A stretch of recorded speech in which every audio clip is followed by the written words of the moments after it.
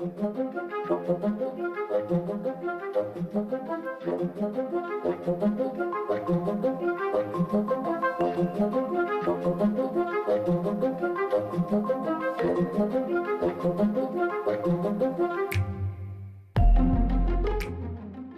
the way back in the beginning of recorded history, there's been one thing that humans have excelled at, both in effectiveness and creativity, and that's been finding the cruelest and most innovative ways to hurt or kill one another.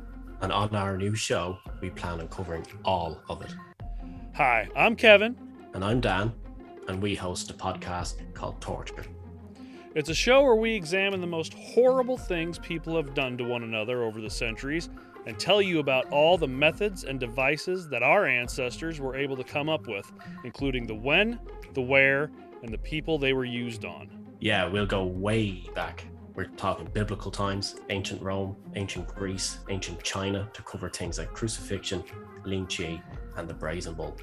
Up to medieval Europe for everything like the choke pear, the guillotine, and the rack. And the more modern days like solitary confinement, waterboarding, and electrocution.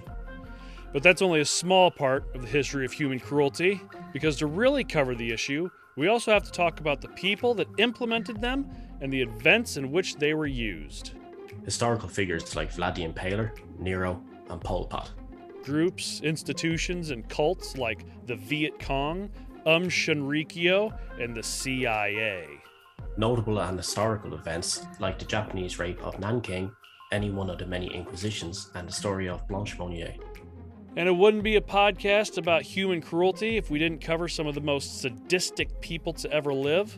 Processed serial killers like H.H. Holmes, Fred and Rosemary West, Robert Bordella, and of course, BTK. But the most important and controversial topic we will cover in depth and to great lengths, the vital discussion and observation of the complete and utter difference between Irish and American foods. We talk about it a lot. A lot. Like so fucking much. Every episode, somehow we just end up talking about, well, this is American food. Well, this is Irish food. So much you think it's too much, but then you realize it's not quite enough. Yeah, like it's a little like at this point we could probably just rename the podcast "The Difference Between Irish and American Food" and a little bit of torture. If we could do it as like an off branch. Yes. Thing. I don't understand. Anyways, we'll have new episodes every 2 weeks on Sundays. So go find us on Twitter and Instagram at TorturePod. Email us at torturepod@gmail.com and like, follow, and subscribe. And most importantly, listen to Torture, a history of human cruelty, starting June 26th, wherever you get your podcasts.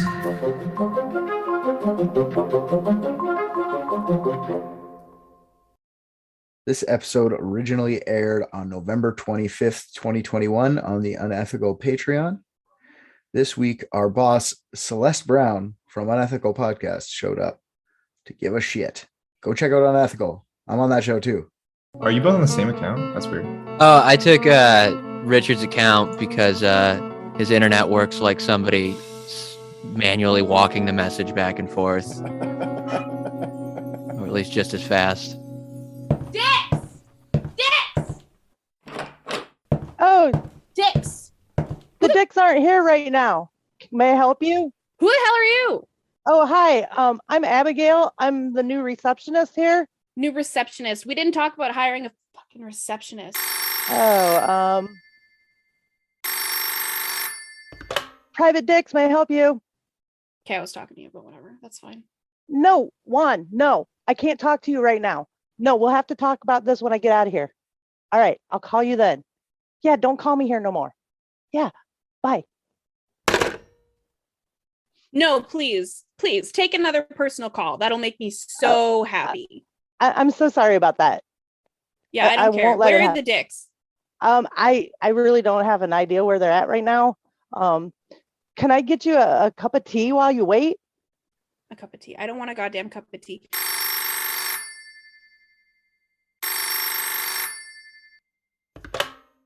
Private Dicks, may I help you? Are you fucking serious? No, not right now. I told you before. No. Jesus Christ. Yes, when I'm done. Yes, goodbye. Sorry about that. You're sorry about that. I'm sorry. Is this not the private dicks office? Shouldn't there be private dicks in this office? I think they might be out working on a case. Is that case DB Cooper? I'm not sure which case it was that they were going to be out taking a look at today. Oh, here's a nice cup of tea for you. Yeah, well, okay. Well, it's not like you're good for anything else, so thanks for the tea. Can you just call me when they're in, please? We have a nice waiting area out there. I'm sure they won't be much longer. You're sure they won't be much longer? Oh, goddamn. Oh, Celeste is here. Fuck. Hey, how's it going, Celeste? Good to see you, buddy. Yeah, real good. Real good to see you. You know what else would be good to see? Your work on DB Cooper, because it's been, 8 weeks. Abigail, I told you if Celeste comes just to get her out of this fucking way. Okay, yeah. DB Cooper totally on top of it. The boys are right behind me, so come on into the office. We'll go over it with you. Yeah, okay, cool. Abigail, honey for the tea now. I got some honey. I'll go get it. Celeste, you look a little. Are you okay? Yeah, no, I'm good. I'm good. Yeah, totally. Good. Well, whew, it's hot in here. See, look at this giant case file I have here. It's we'll turn down the heat a little bit for you, and we'll go over this as soon as the boys get here. They're right behind me. I get it. You have a big case file. Trust me, it's not that big. I know. Oh, god damn. Yeah, okay. Just like Celeste, are you okay? Like, wow.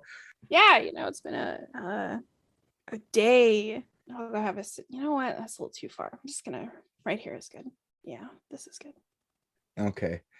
All right. Okay, she's sleeping right there. Oh, hey guys. An elite team of private detectives. What if balloons are aliens? Maybe that's the key component we're missing. Cover-ups. John's guilty.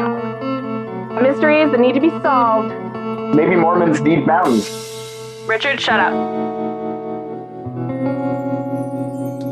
Celeste, before she, whatever the fuck that was, passed out, I guess.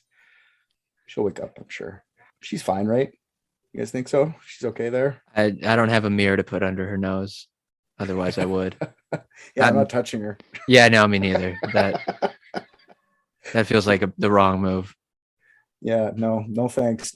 Look at me. Not in this Me Too atmosphere. No. Not touching the passed out girl in our office. We'll just wait till she wakes up. The beard's grown back just enough to help you catch a case. Yeah, exactly. But we can definitely, I've already gone over this DB Cooper thing a couple times. So we got this, guys. It is a big one. It's a hefty one. I had a lot of fun actually reading about this because I'm guessing if I ask you guys, do you guys know anything about DB Cooper? I'm guessing RJ's answer is going to be yes from pop culture. And Rick's going to go, I will figure it out while you're blabbing on. I actually know DB Cooper. Yeah. Well, there you go. That's cool. You nailed my response. Yeah. I figured you might have that. So let's go through it. If I have anything incorrect, I'm just a man. Okay. This is a very studied one and people get very passionate about it. I went through this and I did this in 2.5 weeks and I just kind of finished this today. So to get this right, you'd have to read, there's like 10 different books about like a bunch of different suspects. Like you'd have to do major research to get this episode 100% correct. So Rick, since you know a little bit about him, correct me if I'm wrong. Otherwise, this is what I scoured through the internet. All right. This case begins at a flight counter at Portland International Airport on November 24th, 1971. A man who identifies himself as Dan Cooper walks up to the counter and buys a $20 one-way ticket north to Seattle aboard Northwest Orient Airlines Flight 305, paying with cash. This is a 30-minute flight from Portland. Okay. Cooper was said to be in his mid-40s and stood approximately 6 feet tall. He had no accent and wore a dark suit and tie. He sported horn rim glasses and carried a briefcase, or an attaché, as they like to call it in all the fucking articles I read. I mean, that's the cooler name by far. For sure. And it sounds Yeah. not more 1970s than it does Yeah. briefcase. Just Sounds more thief. yeah, exactly. It definitely does. But he was very nondescript, very like we've all seen the famous police composite sketch. I'm sure you've even seen that before, RJ. So he's very just plain Jane white guy, 6 feet tall. Cooper boards the aircraft and takes seat 18C. And some people on the internet will fight you and say it's 18E, the seat. I don't really give a fuck. He was sitting somewhere on the plane. Relax, you fucks. It's true. What a weird hill to die on. No, who cares? People get mad. Exactly. People get mad about anything on the internet. It's crazy. And when he sits down, he orders a bourbon and soda just before departure. He's also smoking like a champ. You could smoke in planes back then, which is fun. The plane had 36 passengers. Pilot, Captain William Scott, who was 51. First Officer Bob Radizak, flight engineer H.E. Anderson, Allison Hancock, the senior flight attendant, and two just lowly flight attendants. I don't know why there's a senior flight attendant, but Tina Mucklow and Florence Schaffner. It departed on time from Portland at approximately 2:30. Soon after takeoff, Cooper hands a note to the flight attendant, Florence Schaffner. Being a flight attendant, Schaffner had been hit on and given notes by many nondescript 40-year-olds in suits. So she just stuffs the note in her pocket. When she passed Cooper back on the way back, he said, "You should probably read that note." Cooper also told her before she opens the note that he had a bomb in his suitcase. He opens up the suitcase to reveal numerous wires, 8 red cylindrical sticks stacked 4x4 on top of 4, and a battery. Schaffner reads the note, and according to Schaffner, in perfect block letters written with a felt tip marker, it informed the reader that there was a bomb and he wanted her to sit beside him on the plane. The note was pre-written in his pocket. He pulled it out of his pocket. He didn't write it while he was on the plane. Schaffner immediately showed the note to the other flight attendant, Tina Mucklow. They both rushed the cockpit and informed the pilot that they're being hijacked and this wasn't a joke. Before anything else, though, Cooper asks for the note back. This is why we don't have the exact wording on the note. What we do know for sure was written on the note, that all the people that saw the note, it says, "No funny business," which I fucking love. It's like cartoon. It's great. Incredible. Yeah, no funny business, you hear? Once beside Cooper and the note returned, he told Schaffner to write down what he told her. It was a list of demands, and she was to give that to the captain, who in turn would inform air traffic control. He asked for $200,000, which is $1.24 million now money, in $20 bills, 4 parachutes, and a refueling truck ready to fill up the plane when he lands in Seattle. He was very specific with the nomination of bills, and even specified that the serial numbers should not be sequential. Schaffner gets up to show the pilot the note, and Mucklow takes her place beside him. Captain Scott does what Cooper wants and informs air traffic control of his demands. Air traffic control informs the Seattle police instantaneously, who in turn informs the FBI. While discussions are happening with the pilots and the ground crews, the pilots inform the other 35 passengers on board that there's a delay because of a minor mechanical failure. After the encounter, most passengers didn't even know they were being hijacked. During the whole encounter, Cooper was calm, polite, and well-spoken. He seemed to know the local terrain. He recognized certain areas that only be familiar to the locals, like the McCord Air Force Base that they flew over. He's like, "Ooh, McCord." He's just pointing shit out on his way. Yeah. While Cooper was charming the flight attendants in the back, the president of Northwest Orient, Donald Nyrop, authorizes the payment of the ransom and ordered all employees to fully cooperate with the calm and collected hijacker. As compelling as this like DB Cooper thing is, it's not the only instance of plane hijacking in the United States. The first skyjacking happened in 1931 when Peruvian rebels threatened the pilot of a Ford trimotor craft to fly over Lima so they could drop political leaflets. And sky piracy continued and was alive and well in the 1970s. Between 1968 and 1972, there had been more than 130 American planes hijacked. I'm sorry, my favorite has to be hijacking a plane so that you could drop leaflets over another country. Yeah, it's great. I'm loving that. The resources required to hijack a plane, you could have probably just rented one. Not in 1931. I bet you could just walk up to the plane drunk as a fuck, say I'm flying it, and they go like, have fun, you know? I don't think there was too much regulation going on. Now, fuck, you need to like coordinate special training. And this is why, because they had so many skyjackings back in the day, 130 but in 4 years. Skyjacking was so commonplace that maps of the Caribbean were left in most cockpits, no matter where they were going. That was the destination for all the hijacking? Most of the people would be going to Cuba. They would be trying to get, because Cuba had the embargo on, so they'd try to get over to go see their family and stuff like that. Gotcha. Which I just find it funny that they're like, just don't crash the plane. Here's a map, you know? Yeah. Like, most airlines throughout this time adopted a policy of complying with hijackers. So it wasn't like uncommon for this guy to say, hey, let's comply and give him the $200,000. Up in the sky, they ended up circling the airport for 2 extra hours while authorities below gathered the cash and parachutes. Now, the FBI gathered 100,000 marked $20 bills from various Seattle banks. And Cooper demanded that they weren't marked, but the FBI didn't really mark them. What they did was they made sure they had each serial number start with the letter L. And they also individually photographed every bill with a high speed like recordac machine, which is transferred to microfilm before being used as ransom. So that didn't take them very long at all, which I thought that would take long. They just scanned it all. Basically what we would do now, but with like a fucking photos. 1960s scanning. Yeah, exactly. Click, click, click, click, click. It moves fast. I looked at the machine. It's like they put all the bills here and they just move it fast. It's pretty cool. Even after all that, the money ended up being the easy part. It was the parachutes that were the hardest to obtain. McChord Air Base offered some parachutes, but Cooper refused because he wanted civilian chutes with a ripcord.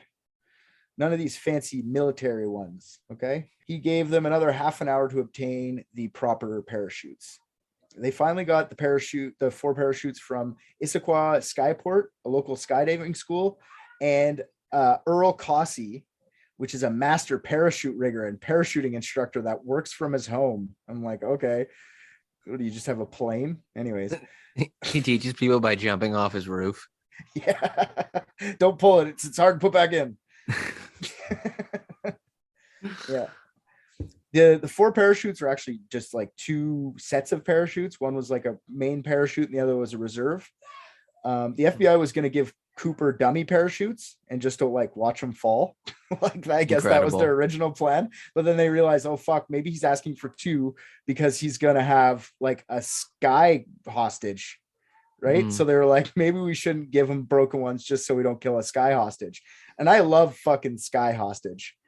I find that's like Joker level evil. Like, I don't think, come on, man. Which, like, I've never heard of anything so dastardly. Someone just being like, strap this on, we're going for a ride. You're my insurance, bitch. Like, that's so dude. crazy. I would love to think he was smart enough to think of that, and that's why he asked for 2 specifically.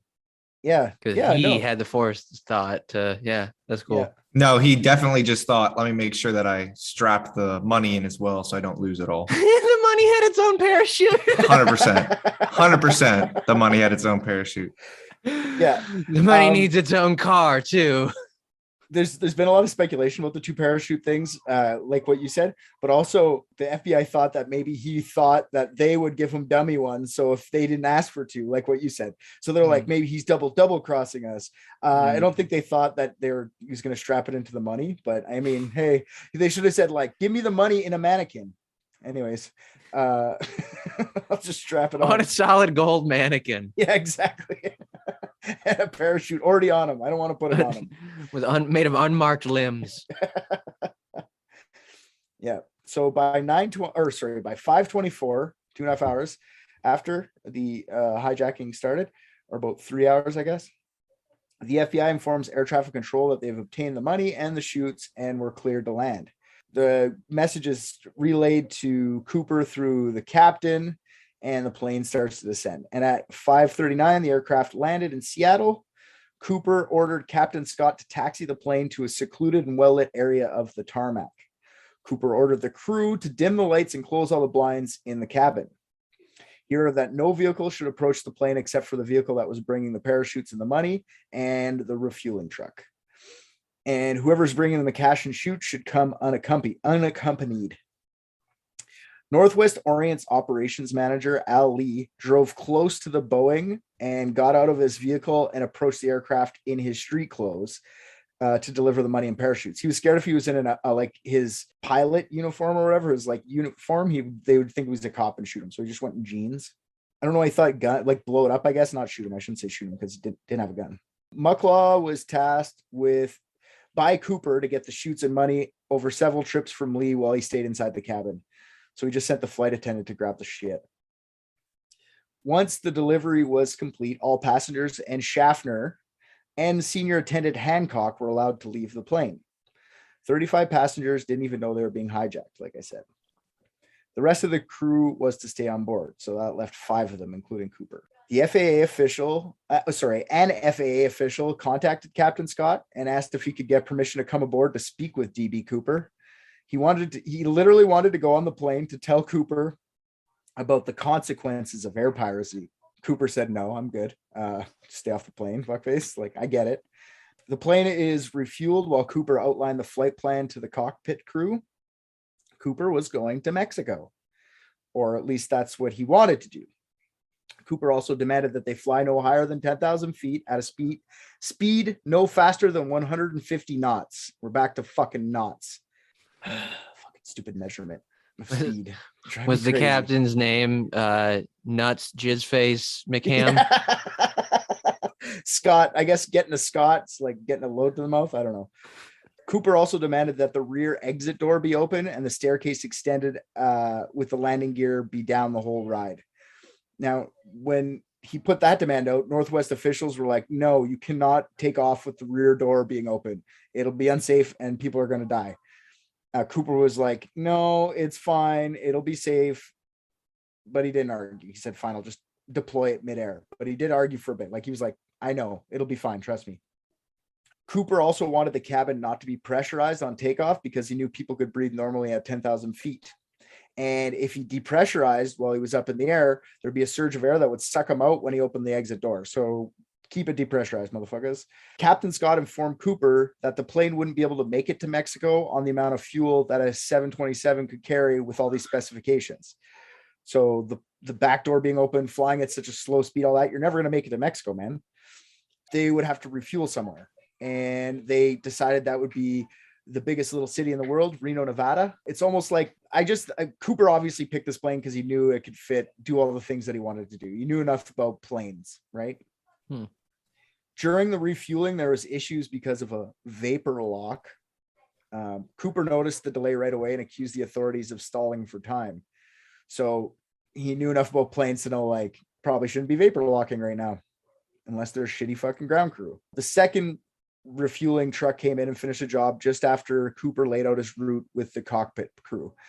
The flight took off again towards Reno at 7:46, so a couple hours after landing, but there was a super huge rainstorm going on. It took off. The FBI tries to pursue them with its F-106 fighters stationed at McCord Air Base. Now, F-106s are amazing at 150 miles per hour or 1,500 miles per hour, but they're very shitty at 150 knots. Now, I needed to know how much 150 knots was in real distance measurement. So that's 172 miles per hour for you guys. So it's not that much different from miles per hour. It's about 120 something. Anyways, it's less in kilometers. So it's just fucking go with one of them. Why would we go with knots? Fuck knots. I should have died with the pirates. Hate knots. Anyways, so authorities co-opted some National Guard T-33 planes to pursue the 727s, much smaller National Guard planes, not the top of the line McCord Air Base shit. Mucklaw was the only person to sit in the cabin with Cooper. And at about 8 p.m., she helped the hijacker open the door that led to the stairs to the back of the aircraft. Noise filled the cabin, and she showed Cooper how to open the rear door and lower the staircase, the aft door. Then Cooper, with his suit, loafers, and some dark sunglasses, told Mucklaw to get into the cockpit with the other crew and stay there. The last thing she said to Cooper before entering the cockpit was, "Will you please just take the bomb with you?" Some terrified fucking people. I'm winning this. I'm winning this entire thing, and I'm just gonna jump out of a plane with a bomb. The fuck? Hell no. That would be fucking incredible if he just like did all of this and then exploded in midair. Or maybe that's what the other parachute was for. Straps into the bomb, pulls it immediately. That's just floating in the air, and he's good to go. Oh, sick. Yeah. Or there was never a bomb, right? I mean, that would be my there guess. could be that. There could be that theory. There's nobody really knows. Wait a It minute. looked They don't like a know bomb. if there was a bomb or not? Exactly. So he jumped with it. I'll tell you in a second. So That's a yes. when she said, yeah, it is a yes. When Spoiler alert, listeners, that's a yes. That's okay. We're almost there. So the last thing she saw before the cockpit door closed was him trying to affix something to his chest. She figures it was either the money or like an extra parachute or something before he closes the door behind him. He pulled out a small knife and he started cutting the lines to one of the parachutes. She noticed that. It was like he was trying to fit all the money, what was left, like the money, he was trying to jam it inside one of the extra parachute bags. Yeah, so there was no like peephole or anything between the cockpit and the cabin. So for the next little bit, they have no clue what Cooper was actually up to. He's probably jerking off at his own success. Yeah, probably. That's what I would do. So yeah, if you're bored by yourself and with the open back wing of a 727, you're jerking off. That's the first thing you're doing. Hell yeah, dude. Like this is going so well. And when am I ever going to get the chance to jizz in the sky again? He's waiting to come Right? before he jumps. All right. Yeah. A few minutes later, the stairs are deployed. They see that happening from the cockpit. Co-pilot Radizak offered Cooper help over the radio, to which Cooper refused. Now that's the last communication they ever had with Cooper. A few minutes after that, there was a big change in air pressure and temperature. It was -7 degrees Celsius. I don't know what that is in it's like 20 or something. It's cold in the cabin area, indicating that the aft door was open. Now at around 8:20, the aircraft's tail section sustained a measurable sudden upward motion, enough for the pilot to have had to adjust. This is when they think he jumped off the plane. They didn't go to check and disobey Cooper, as he had told them to stay in the cockpit, and he said that he had a bomb. So Captain Scott made note of the spot where the dip took place, 25 miles north of Portland, near the Lewis River. That was just when he came. Yeah, exactly. And he jumped off later. The whole plane dipped. That's how. The T-33s show up right after DB already jumped, so they're fucking useless. And at 10:15, the plane landed in Reno, Nevada, and that's when Captain Scott finally broke the silence over the intercom. Can we come out? To no response. So they opened the cabin and it was empty. All the money, the briefcase bomb, and a sunglass wearing Cooper and one parachute gone. The only thing left was the second set of parachutes, a clip-on tie that Cooper took off before he jumped, a tie clip, 8 filter-tipped Raleigh cigarette butts, which we'll get that out of the way now. The cigarette butts have been lost to history. They got lost at some point. Nobody knows where they went. And one of the parachutes left on board was open and abandoned with a pink canopy cut from its suspension lines. The clip from the tie would later reveal that it had DNA evidence, and the tie clip had aluminum shards from some sort of machining work on it. The FBI recovered 66 unidentified fingerprints aboard the airliner. Witnesses were interviewed, and there were a series of composite sketches put out. The ground search for Cooper was put off until the next morning due to the inclement weather. Cooper jumped in a rainstorm, that crazy fuck, in a suit and a tie with loafers. All right. I saw reports of the winds being 100 miles per hour winds that night, and it was a thunderstorm, -7. That's crazy. Goddamn. This is one of the reasons the FBI doesn't think that this was an expert diver, just someone who was familiar with parachuting, because no expert diver would ever jump like that in those conditions with that clothing. You would die. I mean, hold on though. Those weren't the only conditions. He'd also just hijacked a fucking plane, and I mean, really didn't have a whole lot of other recourse. But there's no way for them to know for a fact what he was wearing when he jumped out of that plane, because they don't even know, like, the bomb, if it really was a bomb. So for all they know, he had actually like clothing ready to go and That's swapped true. out. And if he's anything like me, when he was jerking off, he completely disrobed. But I mean, well, do you ever take a shit in a plane and everything's bouncing around, you get turbulence? You're better off just fully getting naked, because once the whole thing starts to go, you're probably right. But you just want to be able to wipe clean. I want a bidet on a plane would be fun. Anyways, you never know what was in that briefcase. You're right. That could have just been 8 cylinders of fucking jack squat. Underneath was just his jumpsuit. Who the fuck knows, right? Or the flight attendants in on it, and there was never a bomb to begin with, and that was just a change of clothes. That is one of the theories. So No evidence of the parachute or anything was found in the area where they had thought he may have landed between Battleground, Washington, and Orchards, Washington, except in 1978 when a hunter in Washington finds a placard verified to be from the aft stairs of the plane DB had jumped from. Massive area search, nothing really of interest. They interviewed many people, and they went for the Dan Coopers first because that was the guy's name that tried to get on. Maybe he was dumb enough to use his own name. Who knows, right? Turns out, no, he wasn't that stupid, but they were interviewing the Dan Coopers. Then they started to move into the D Coopers, and they found a guy named DB Cooper, who was like a small-time criminal. I'm sorry, but if I at the time would have known the FBI was this fucking stupid, I probably also would have tried to hijack this plane and been like, oh, they're just going to go after all the guys that I say my first name is. Fuck it. Yeah. Wait till you hear how stupid this is. So they went after a guy named DB Cooper. Like I said, he was a small-time criminal, and he was eliminated early as a suspect, but not before the media caught wind of it. So James Long, a reporter from the Journal of Portland, heard the police were interviewing a guy named DB Cooper. So under pressure from his editors, he rushed the name to the DB as being the suspect and not Dan. Okay. And that's how the DB Cooper thing happened. They retracted it later, and DB just stuck. Everyone was like, we know it's Dan. We saw the retraction, but DB sounds cooler. So they just left it as DB, even though it had nothing to do with anything except for the police investigating. Yeah. By the 5th year of the investigation, the FBI had looked into 800 suspects, narrowing it down to a couple dozen. On December 8th, 1971, 2 weeks after the jump, U.S. Attorney General John N. Mitchell releases the serial numbers from the 20s that the FBI had recorded on microfilm.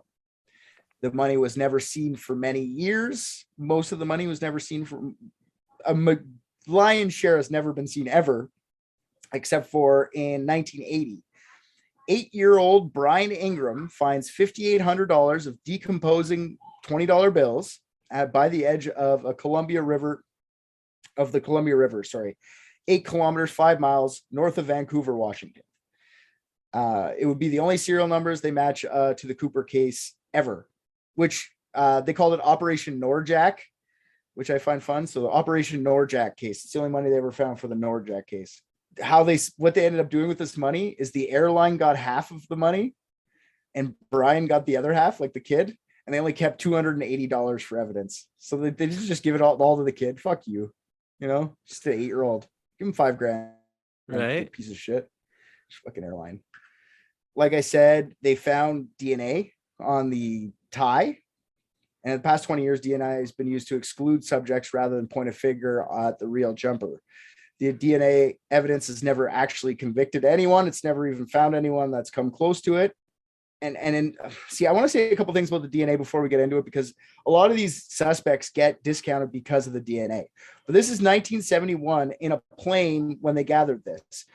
Who knows? They didn't even know DNA was a thing. Who knows how well they're preserving crime scenes, and who knows whose evidence. They could have passed it to like 25 different people. Like, look at the tie, not realizing they could be swapping fucking DNA on the thing. I don't know how well preserved it was. To me, it just seems like a cop-out from 1971 DNA to be like, nope, not that person. Well, yeah, because probably like all like the fucking FBI agents like collecting the evidence like weren't wearing gloves and were like spitting in their hands to slick their hair back. For sure. That's what I mean. Like, who knows what kind of fucking things were happening with this evidence before they realized, hey, DNA is a thing. Because anyways, they got fingerprints and stuff off the tie. The tie made it look like the man was a left-handed person because of the way he put it on, took it off, the way the indents were on the tie. But DNA had preserved in the 71. Maybe, I don't know. I don't know how well it was. You figure though they would have like eliminated everyone that would have touched it, but how could you know? I don't know. I just, the DNA thing for this case is not a buy or sell for me. It's like right in the middle. It could be, it could not be. I don't fucking know. This is the biggest unsolved plane hijacking in U.S. history, and was one, if not the biggest hold ever. On. Yep. Hold on. There was one about 20 years ago that the truth has still yet to come out. So I don't know about plane hijacking. I guess like, sure. We'll say committed by a white man. Okay, committed by a white man. Well, no, even that's not true. Yeah, you have no was proof. A white man. Yeah. So Okay, so it's the second largest. I'm gonna go with second. That's the. Are we gonna go with that's the private dick's fucking stand? We don't even. Okay, but we don't even know that DB Cooper was white. that's true. That's true.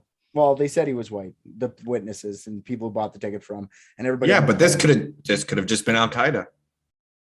Okay, this is what. That's, That could be the one that Al Qaeda did do, unlike 9/11. There you go. Yeah. Wow, hot take. All right. They stopped investigating this one in 2016. The FBI decided to focus their attention on other cases with higher and more urgent priority. So they released all the evidence to the public, to the ether, and let's just put this to bed for everyone. You know what I mean? Fuck, like, let's just do this. So there's a lot of people. Some of them are really far-fetched. Some of them sound really cool, but there's a lot. So you might want pens or a way to record people's names because there's a lot of fucking people. Up to you guys. I don't really care. I'm going to rip through these. Some of them, like I said, are outrageous. They can be thrown out of the bat right off the bat. But I mean, let's mention them because they were people. So the first one I have here is a guy named Sheridan Peterson. Is a theory that he is DB Cooper. Now, Sheridan Peterson was a Boeing technical editor, and he was also a war veteran. He was a paratrooper. He knew the ins and outs of these planes. He was, like I said, a very experienced skydiver. He was also something called a smoke jumper, which I should have looked up what the fuck a smoke jumper is. I'm assuming it's something to do with fucking diving with not being able to see anywhere. He was said to be experimenting with some sort of homemade bat wings. This guy was reckless in the sky. All right. Everyone noticed it. Not any relation to douchebag extraordinaire Jordan Peterson? I don't think so.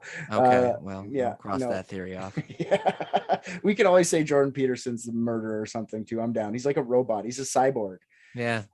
The numbers don't show that. Yeah, but people aren't numbers, asshole. Anyways, Peterson, he was about the proper age when the thing happened. So he's about in his 40s, 46, I think he was. And he looked kind of like the composites. Peterson, people knew about his skydiving ways and they would ask him about it often in the media. And he often just would be like, maybe it was me. He would tell the media, like, I don't know, maybe it was me. Who knows? Oh, could be. Yeah, not him. Exactly. Once he was pressed by the FBI, though, as soon as he said that, the FBI was like, oh, yeah, you're the fucking DB Cooper. Let's talk about it. He proved that he was in Nepal during the hijacking. So eliminating him completely. The only reason he was ever thought to be a suspect is because he was probably one of the only people who could have actually done this. And that's the only reason people pointed fingers at him. There was no evidence towards him at all, except for him going like, maybe. So he could do it probably because he was such a crazy skydiver. Not likely, but he does look like the composites too. That's the other thing. He looks like the picture. He's mentioned in like a lot of articles. I wanted to get him out of the way early because I find him. He's cheese. Get him out of here. Okay, next guy. Ted Mayfield. Now, Ted was a local Oregonian skydiving instructor that many pointed to as the culprit immediately after the Cooper hijacking. So before they refueled and they were back in the sky, someone had already called the FBI and said it was Ted Mayfield. Now, Ted Mayfield was ex-Special Forces and for sure had the skills to skydive out of a plane. He had his skydiving school boasted 13 deaths over its tenure. In 1994, he was even convicted of 2 counts of negligent homicide on the deaths of 2 students at his diving school. Wait, did you say he bragged about it? I said, or did they think 10 was low? No, I said his skydiving school boasted. That doesn't mean he boasted. That means that's what a skydiving school can brag about. Really, it's kind of me being sarcastic. So yeah, they had 13 fucking deaths over his tenure. 2 of them he got put in jail for. He was known to play it fast and loose with the rules. This guy was such a bad egg that there were 6 different calls to the FBI the same night, not just the one.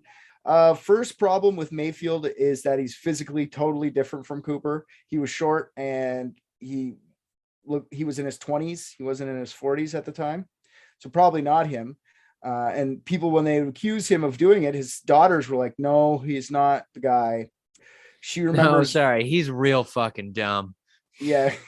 Yeah. She said that she was 8 years old or whatever. I think I shouldn't just say 8 years old because I don't remember. She was a kid when the thing happened in 1971, when the skyjacking happened. And since her dad was so into skydiving, she went to look and see like, oh, Dad, what do you think? And he was home with his family. So it couldn't be him. Authorities also scoured his records. Nothing. Ted was always helpful, according to the FBI agents, when he was looking into the case. They actually went to his place, and that's why people thought he was a suspect, because the FBI went to him to be like, hey, do you know anybody that could do this? Because he had the skydiving school, right? And plus he was kind of a badass. So when people went there, when the FBI went there, he was just helpful. That's what the FBI said. He's not even a suspect at all. I love that the FBI's investigation was, okay, let's go find all of the DBs and let's go find all of the Dans, and then let's purely based off capability, who can do it. Could you imagine if this was like a bank robbery? Who could have robbed this bank? Yeah. And this was the way that they did it. And it was like, who could have? But no, Yeah. who could have? All Chuck right, boys, Norris, we're maybe? lining up everyone that wears blue pants and brown boots. Who's got the loafers? Where's your clip-on tie, my friend? You Who should be can wearing drive a clip-on. car? They do other things. I'm just kind of getting rid of the fucking trashy ones. Gotcha. Who? I'm sorry. And who was this second guy's name again?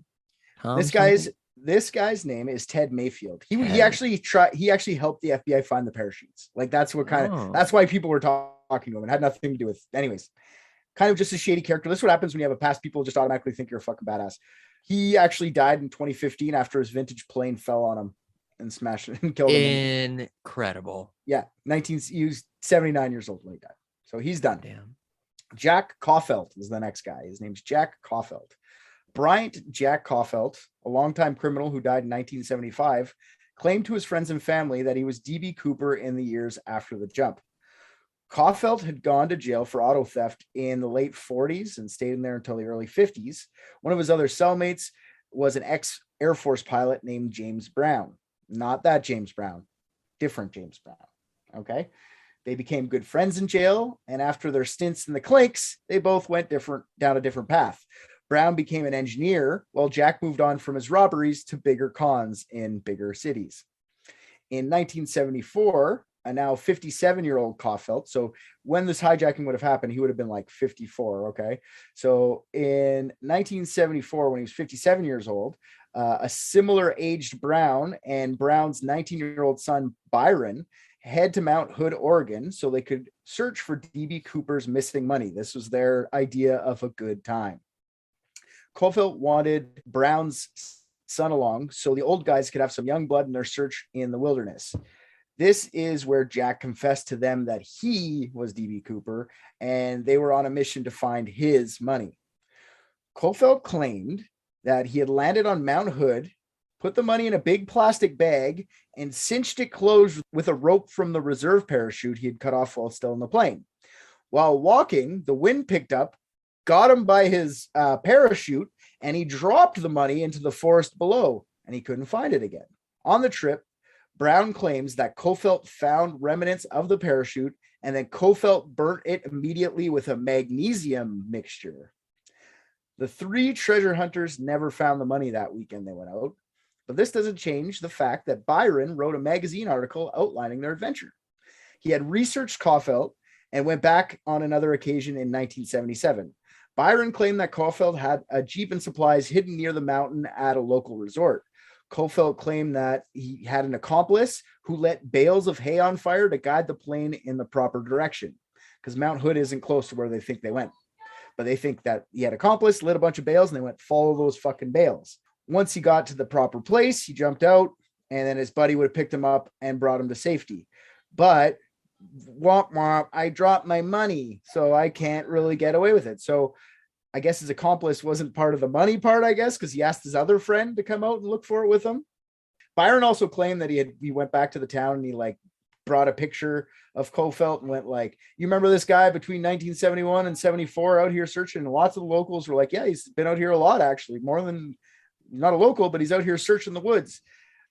I don't know. Byron also claims that the $5,000 that little Brian Ingram found was actually tossed out by Caufelt a little bit before because it didn't fit in the bag that he was trying to jump out of the plane with. All right. That's nice. Yeah. Unfortunately, the FBI cleared Jack Caufelt early on. They said it was just another con artist trying to con some more. None of the details lined up according to the official record. Anything he told the FBI was already in the media or just plain far-fetched. Why would you need a plastic bag for the money? You had a fucking parachute you cut the parachute out of. You know what I mean? Mhm. And that's why you took the rope, so you could like make a bindle. Like you couldn't just zip it up in something. Like you had to make like a little hobo bindle. I Also, don't know, why? man. I'm sorry. Why was he stupid enough to be walking with a parachute still on enough so that Exactly. it would blow him backwards? Exactly. All of it's horseshit.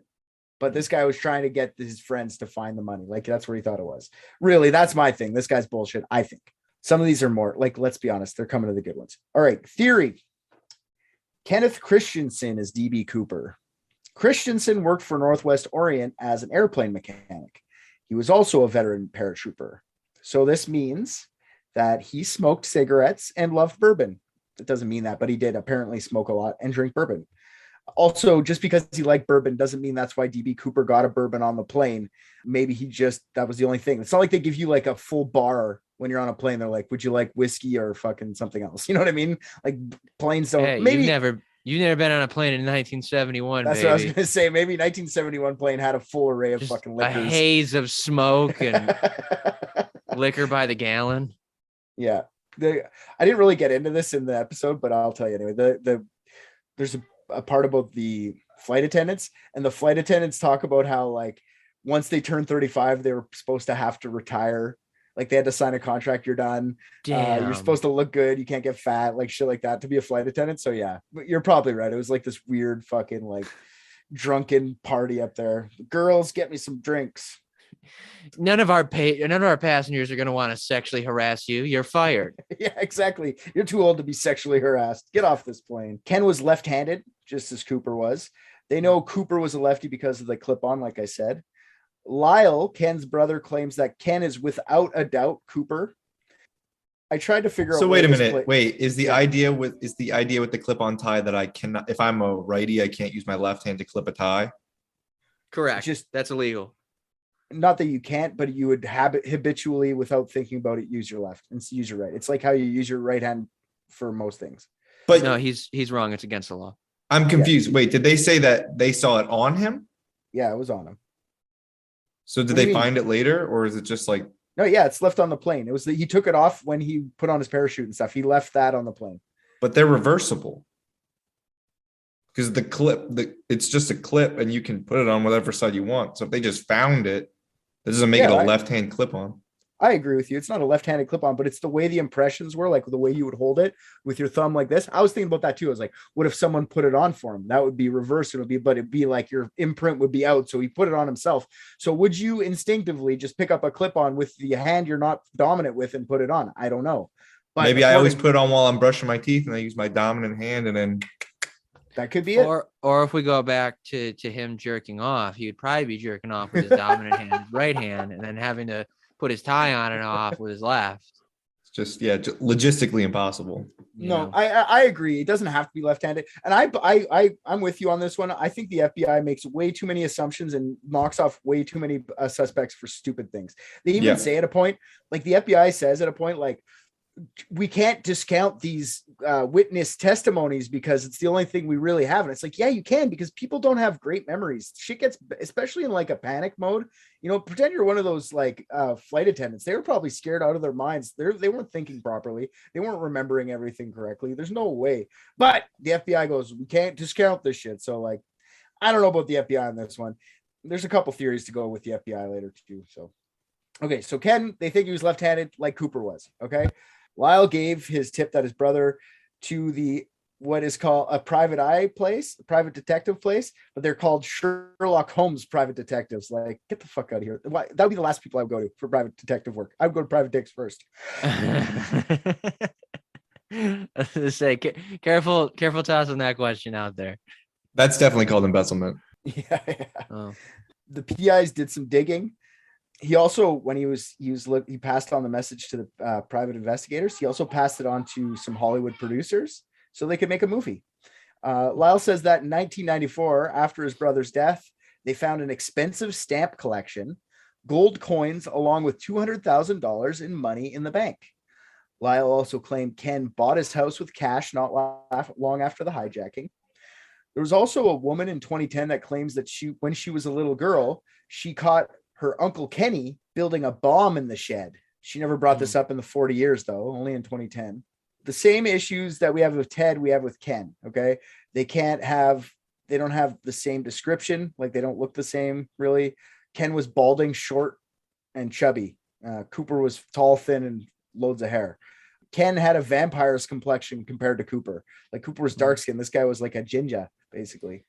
To be fair, if I was hijacking a plane, I would demand that everyone describe me as tall, dark, and handsome as well. Yeah. Just like, I don't want any of you fucking people telling the truth about my height.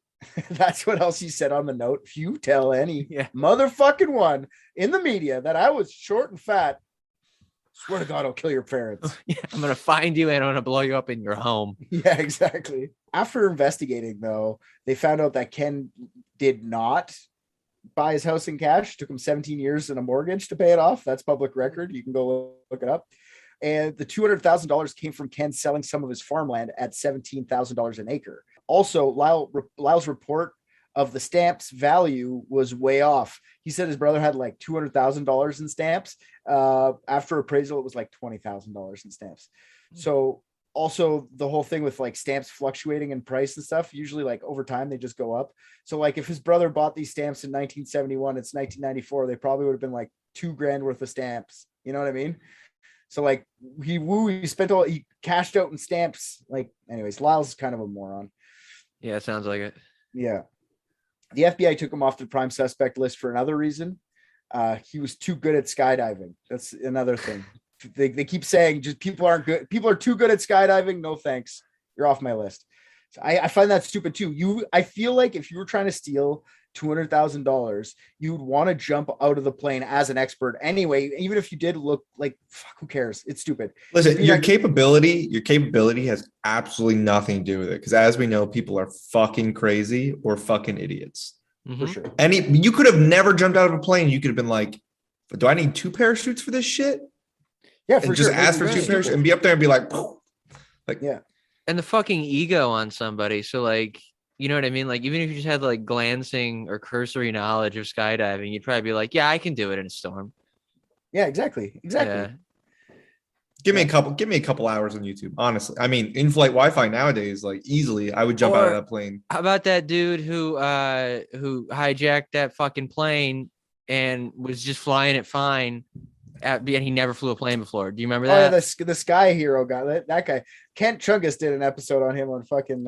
Oh yeah, listen, that's I don't one of my favorite things ever. Yeah, I played a little bit of Flight Simulator. I feel like if I needed to fly a plane, I could get by. That's literally what that guy said. Yeah, and then he died. Yeah, he killed. He himself. died. He did. He just dove it. Yeah. Yeah. No, but I'm saying in like a worst case scenario, if it was like for some reason pilots just passed out and it was like, who's gonna step up? I'd be like, all right, fuck it. Let's give it a shot, right? Yeah, but you would have the ego for that. You would have the ego to be like, I can fly a plane. No. I don't know. Whoa, I'm not okay. I'm not gonna walk onto the plane while the pilots are still alive and be like, you want me to take over? But if they're both out, if they're out cold, and it's like there's no pilot on the plane, it's like, yeah, fuck it. Okay, I'll step up. He's gonna kill the pilots first because he was contractually obligated to, and then he's gonna. I honestly, so definitely landing the plane is the hardest part. But my goal would be, as long as I can, coast it and get us really low until somebody eventually is talking into my ear who's like is talking me through how to land a plane. That would be my goal. Because if I had to land a plane, I would definitely go down way too fast and probably. Yeah, I forget that guy's name, but yeah, he did exactly what you're talking about. He like talked to the aircraft. He's like, dude, I'm just having a great time up here. You know, but he just hijacked a plane to be an asshole, right? He wasn't suicide. Like, he wanted to commit suicide, but he wanted to have fun at the same time. Yeah. So, but my scenario is like, if I'm on a plane and this happens to me. I get you. I know your scenario. Yeah. You said it. Like, I get you. I'm just saying he did what you said, minus he just took it for fun. You would have to be an emergency situation. You wouldn't jump in. I get there's difference there, but I mean, he just literally talked to the bit like, oh, it's kind of dipping. What do I do? And they're like, oh, do this. He's like, oh, thanks, man. Thanks. And you should fly around. Like, cool. Like, I love him. He's funny too. Fly, Sky King. Fly. See, here's the issue. It's like, how cocky would I get? Like, let's say I'm taking a flight from Pennsylvania to Vegas. Hold on, I can answer outrageously. And the pilots and the pilots go out, and we're like, 500 miles in. I don't know. We're like right over top of Idaho or some shit. In the mid part of the United States. And they were telling me like, oh, just land here. There's an airport. I'd be like, yeah, that's kind of inconvenient. I'm doing fine. I think I can make it all the way to Vegas. Yep. That's where I would. You know what? I fully believe that's what you would do. Yeah. If you're going to crash, it might as well be in Vegas. Right. It might as well be at my destination. Yeah. Or I'm turning all the way around and going back home. Like if I got to deal with this, I'm going back home. You're going to die either way. So you might as well smash it into Vegas. That's what I think. You kidding? With his security clearances, they're not going to take him out. Okay, I didn't hijack the plane. I didn't hijack it. Even if you did, it doesn't matter. It's a scenario where the pilot. It's a scenario where the pilots are gone. With you. The number of people you've killed for the U.S. government, you got at least one mulligan. It's zero. Well, until I'm slowly killing myself, so it'll be one. Cool. All right. The next suspect in this whodunit is a guy named Lynn Doyle Cooper. Marla Cooper believes her uncle, Lynn Doyle Cooper, is the famous hijacker. Lynn Doyle Cooper was a Korean war veteran and leather worker. Yeah, I don't know what a leather worker is, but goddamn. Sorry, did we lead with Korean? Yeah, Korean leather worker. We'll just get the war veteran out of there. Korean war veteran, leather worker. Oh, I'm sorry. I literally thought you were saying it was a Korean man. And I was like, wait, how are we considering this? No, he was in the Korean War. That's all. Gotcha. My bad. Marla was 8. This is where I got the 8-year-old part mixed up. She was 8 in 1971. And remember, hold on. Sorry, that wasn't to say that a Korean man couldn't pull off the same level of feats. That was just based on the description. Is this some weird backpedaling no one thought of until you just thought of it? Yes, yeah. I just got in my own head about it. It felt racist after the fact. Well, it wasn't. I'm trying to exonerate myself. I thought you were trying to like pin racism on me, and I just fluffed it off. No. I just made it seem like I didn't think a Korean man could do DB Cooper, and I think Koreans are as capable, if not more, than white people at any kind of hijacking. So, DB Kwan, Kim Jong-un, I want to let you know that you do have the capability to fly a rocket. You can do this. Rocket man. We believe in you. I got you, brother. We all believe in you here at Private Dicks. So Marla was 8 in 1971 and remembers her uncle's planning something involving, quote, expensive walkie-talkies. And the night of the hijacking, Lynn Doyle and his brother Dewey Max Cooper went out with the expensive walkie-talkies to go turkey hunting. Marla remembers LD, as he was called by his family, coming home bloodied, claiming to have been in a car accident. She also claims she heard LD and Dewey talking about how their money problems were over because they had just hijacked a plane. Marla went public with this story in 2011, 12 years after her uncle had died. Marla also told the FBI that he got the name Dan Cooper from a character in a 1960s comic book based on the same name. A French comic book, if I believe, if I'm correctly, France. He used to have the comics thumbtacked all over his walls of his garage. Now, there's a lot of problems with this theory. DNA didn't match for one, but I mean that, like I said earlier, I don't really trust the DNA thing. This theory also entirely depends on the memories of an 8-year-old girl. There's just my biggest problem with the whole thing. I think. Wow, you're really not big into believing women, Richard. Nah, children. Mm-hmm. Yeah, I remember when he didn't believe that his daughter correctly described how large a spider was. And then he came back and he was like, oh shit, that was huge. Yeah. That's true. That happened for sure. So I mean, child 1, Richard 0. I don't know. But I mean, like, she was 20 years old. I don't know, man, or whatever, she's 24 or something like that. But maybe she was sure, maybe. But I don't believe it. I think she was in her 40s actually, because she was 8 in 2011 or in 20. So she would have been 38. I don't know. I think she's just looking for payout, man. The story doesn't make sense to the FBI or anybody else except for her, who remembers a guy going on a turkey hunt. Like, the family says they were on a turkey hunt. I don't know. But she definitely got the headlines for it. Lots of people reported on it, and it's all over the internet. So there he is. Now he's a suspect. Lynn Doyle Cooper. All right. Hey, she's awake. Oh, no. She just woke up. We decided we were going to let you, like, sleep that one off. With this Me Too landscape, none of us were touching you. You know, we're not touching the passed out girl. Just let her pass out on the floor. You know, there's a detail that I still don't have from this. The original bag that they gave him with all the money, how big was that? Ooh, that's a good question. And I should have looked that up, but I did not. Because I'm thinking when they say that they thought during one of the theories, they thought that he threw out the $5,000. It's like, okay, it's $20 bills. How much is a stack of $5,000? Like, that it's that much that you can't fit it into a bag that they already gave you that it was in. Why even take it out of the bag? That's what I said. That's what that whole theory is stupid for. Because like, why would you take it out? Like, he cut open a fucking parachute for what reason? The only reason they could think of is to stuff the money all in the parachute. Maybe just the parachute, that the reserve chute just didn't fit all the money perfectly, right? Because nobody can really understand why he cut open the parachute. It was just open, cut out on the thing. So I don't know. Maybe the $200,000 just didn't fit.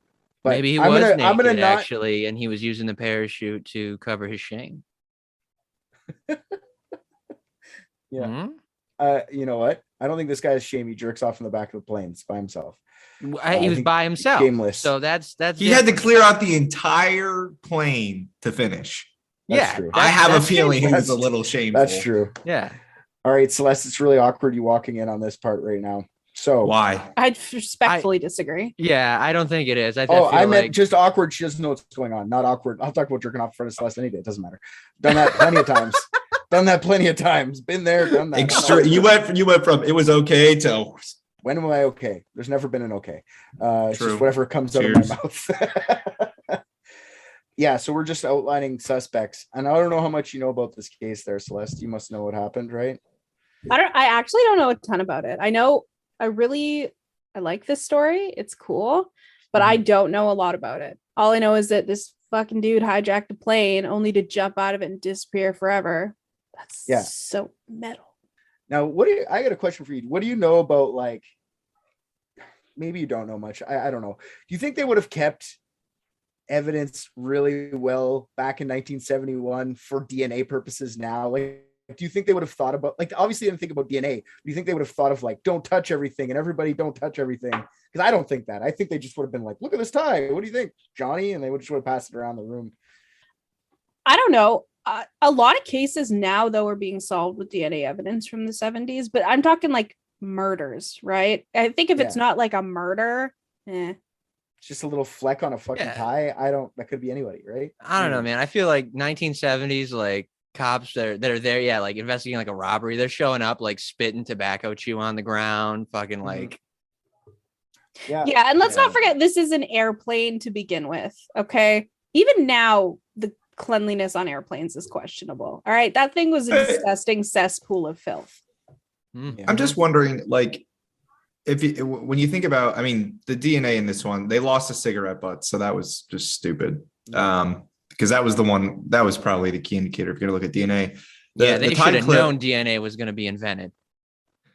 I think DNA. Well, I think DNA was discovered prior. I think it just wasn't used in a criminal aspect until like the 80s, right? 84 or something like that.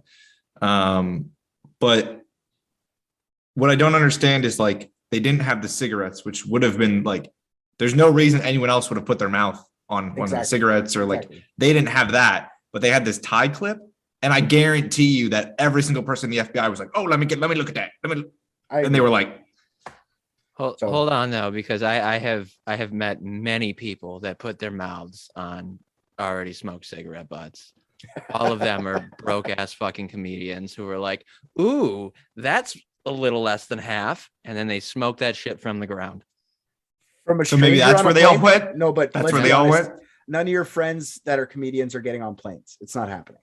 So but I don't think germs were invented in the 70s either. Well, the real problem is that they let this Sherlock Holmes investigation get involved, and these motherfuckers think they know everything about every brand of cigarettes, so they need to try and smoke them to see if they can figure out what the brand was. Agreed. They're just eating them. I feel like Rick's talking from experience. That was a Sherlock Holmes reference for anybody that for earlier. Sherlock Holmes. Yeah. Okay, so we're going through people right now. William Bill Gossett had a crazy life, but on his deathbed in 2003, he confessed to his kids that he actually was DB Cooper. When he was a kid, his father was in the Navy, stationed at Pearl Harbor, and at the age of 16, he watched the Japanese bomb Pearl Harbor. He was a member of the Air Force, Marines, and Army, and saw battle in Korea and Vietnam. He was a skilled survivalist and combat parachutist who had hundreds of high-altitude night jumps under his belt. Gossett retired from the military in 1973, less than 2 years after the famous hijacking, and became a private detective specializing in fraud, cults, and missing persons. He also worked at a public defender's office in Salt Lake City, where he was well-known and respected member. Ogden, Utah chief of police said Gossett could, quote, eat bullets and call it a meal. So that's how badass this guy was. He's got the chief of police saying he's eating bullets. In 1988, Bill had the most drastic of all of his life changes because he changed a lot. He changed his name to Wolfgang, and he became a Catholic priest in Salt Lake City, where the Mormons are. Those two things don't sound like they should go together. I know, it's awesome. I love that he changed his name to Melvin and became a priest, maybe. Or Wolfgang and a heavy metal guitarist. You know what? Yeah, Wolfgang, the bullet-eating priest. Yeah. In 1994, he moved to Newport and did some paralegal work until he retired. So he moved out of Salt Lake City. Then he lived out the rest of his days playing the slots at old bars and attending city council meetings to give his 2 cents about many different issues. Oh, damn. Fucking respect. This is the most annoying man in the world. Now, okay, So I hope Wolfgang. my vote's with him. This Me motherfucker defrauds the government for $200,000 of his time and then goes and complains to them about probably stupid shit like people's leaf blowers being too loud. I'm all on board. The most dedicated troll ever. Love it. I'm not getting a phone app from my parking meter. All right. So through the years, he was controversial in different ways as well. He had 4 failed marriages, 5 children, and money problems from a gambling addiction. Gossett was in Ogden, Utah, around the same time as the Skyjacking. Wolfgang had a brother named Dan. That's where the fake hijacker name comes from, because as kids, William Wolfgang, whatever the fuck this guy's name is now, would blame Dan anytime he did anything wrong. So that was the inside joke. Like, Dan did it, not me, not Wolfgang. Wolfgang would never do it. Dan would do it, though. Yeah. So he also, when he was dying in 2003, like I said, he admitted to his 3 sons, but he also admitted to a retired Utah judge and a friend in his public defender's office. So he, not just his kids, other people he told this to. One of his sons said that his dad was a chronic gambler. But in 1971, he remembers this for some reason. In 1971, he had wads of cash just before Christmas. Drives me crazy. These people, like, after the fact, just coming in being like, no, I remember 1971. I can't even remember 2006. Like, you know what I mean? So it was like, this happened in 2006. And be like, I don't fucking know. It's 15 years ago. What do you want from me? Yeah, but that would have been the best Christmas ever. You'd remember. I guess so. If their dad was always chronically, like, poor, and then one year had shit. 1971, I finally got Plinko, or whatever the fuck. Yeah, but that's just called, winning once. I mean, a gambler who doesn't have money all the time and then 1 year out of 15 does, that's gambling. Yeah. And finding out that he told a bunch more people, I'm already writing this guy off, because I think maybe he was just that annoying that would be the thing he did right before he died. Just like, hey, did I tell you about how I am DB Cooper? Please give me attention before I pass from this mortal coil. Yeah, he does seem to want everybody to pay attention to him, right? Who goes to city council meetings for any other reason than to want people to pay attention to you? Absolute attention horse. Yeah. So, and to get the leaf blowers banned. Yeah, no, not on my lawn. Galen Cook, an attorney from the U.S., and he's considered the nation's leading DB Cooper investigator, believes that Wolfgang is Cooper.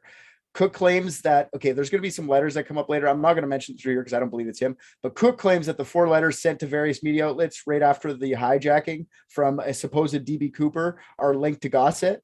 I don't really know how, because I've read past this and I don't get it. It doesn't make sense that it would that would connect to him, just because he said, like, the notes say, like, one of them's like, just leaving Vancouver. Thanks for the hospitality, DB Cooper. I was in a rut. That's what one of them says. Like, I was in a rut. Thanks for all the money, guys. Thanks for the hospitality. It doesn't connect to anyone. It just seems like taunting police. Anyways, but he believes it.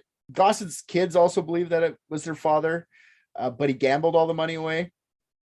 If this were true, at least some of the money would have surfaced over the years, just going back into circulation. They had all the serial numbers. Because casinos are always on top of their taxes.